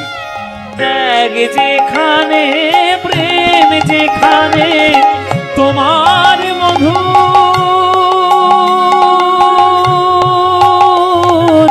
রূপ সেখানে। ওগো জগন্নাথের দেউল তোমায় রাখবে কোথায় ঢেকে? ওগো জগন্নাথের দেউল তোমায় রাখবে কোথায় ঢেকে?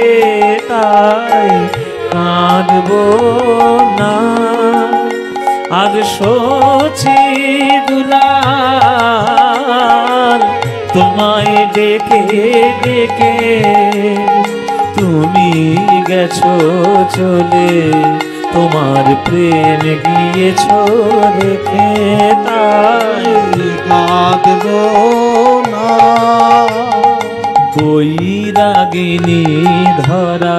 আস্তে আস্তে আস্তে, যেমন গান তার বাজনাও তেমন। দেখুন কত সুন্দর সফট বাজনা।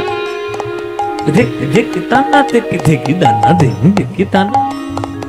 বৈরাগিনী ধরা তোমার চরণ ধুলি মেখে, হলো বৈরাগিনী ধরা তোমার চরণ ধুলি মেখে। তোমার মন্ত্র নীল অসীম আকাশ চাঁদের তিলকে কে। তোমার মন্ত্র নীল অসীম আকাশ চাঁদের তিলকে কে। সুন্দর যা কিছু হেরি, ওগো রূপ সে সচি নন্দনেরি। সুন্দর যা কিছু হেরি, ওগো রূপ সে সচি নন্দনেরি। তোমার ডাক শুনি যে আজ হৃদয় পুরীর সাগর থেকে।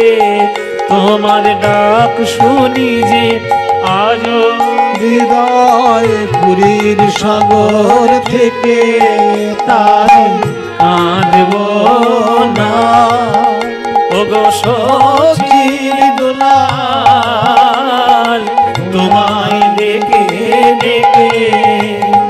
তুমি গেছো চলে, তোমার প্রেম গিয়েছ রেখে। প্রিয় তুমি গেছো চলে, তোমার প্রেম গিয়েছ রেখে। তাই কাঁদব না, তাই কাঁদব না, তাই কাঁদব না। যাও বাড়ি যাও, বাড়ি যাও। ভজনী তাই গৌরী রাধে শ্যাম জপ হরে কৃষ্ণ হরে। হরি বল হরি বল হরি বল হরি বল হরি বল হরি বল হরি হরি হরি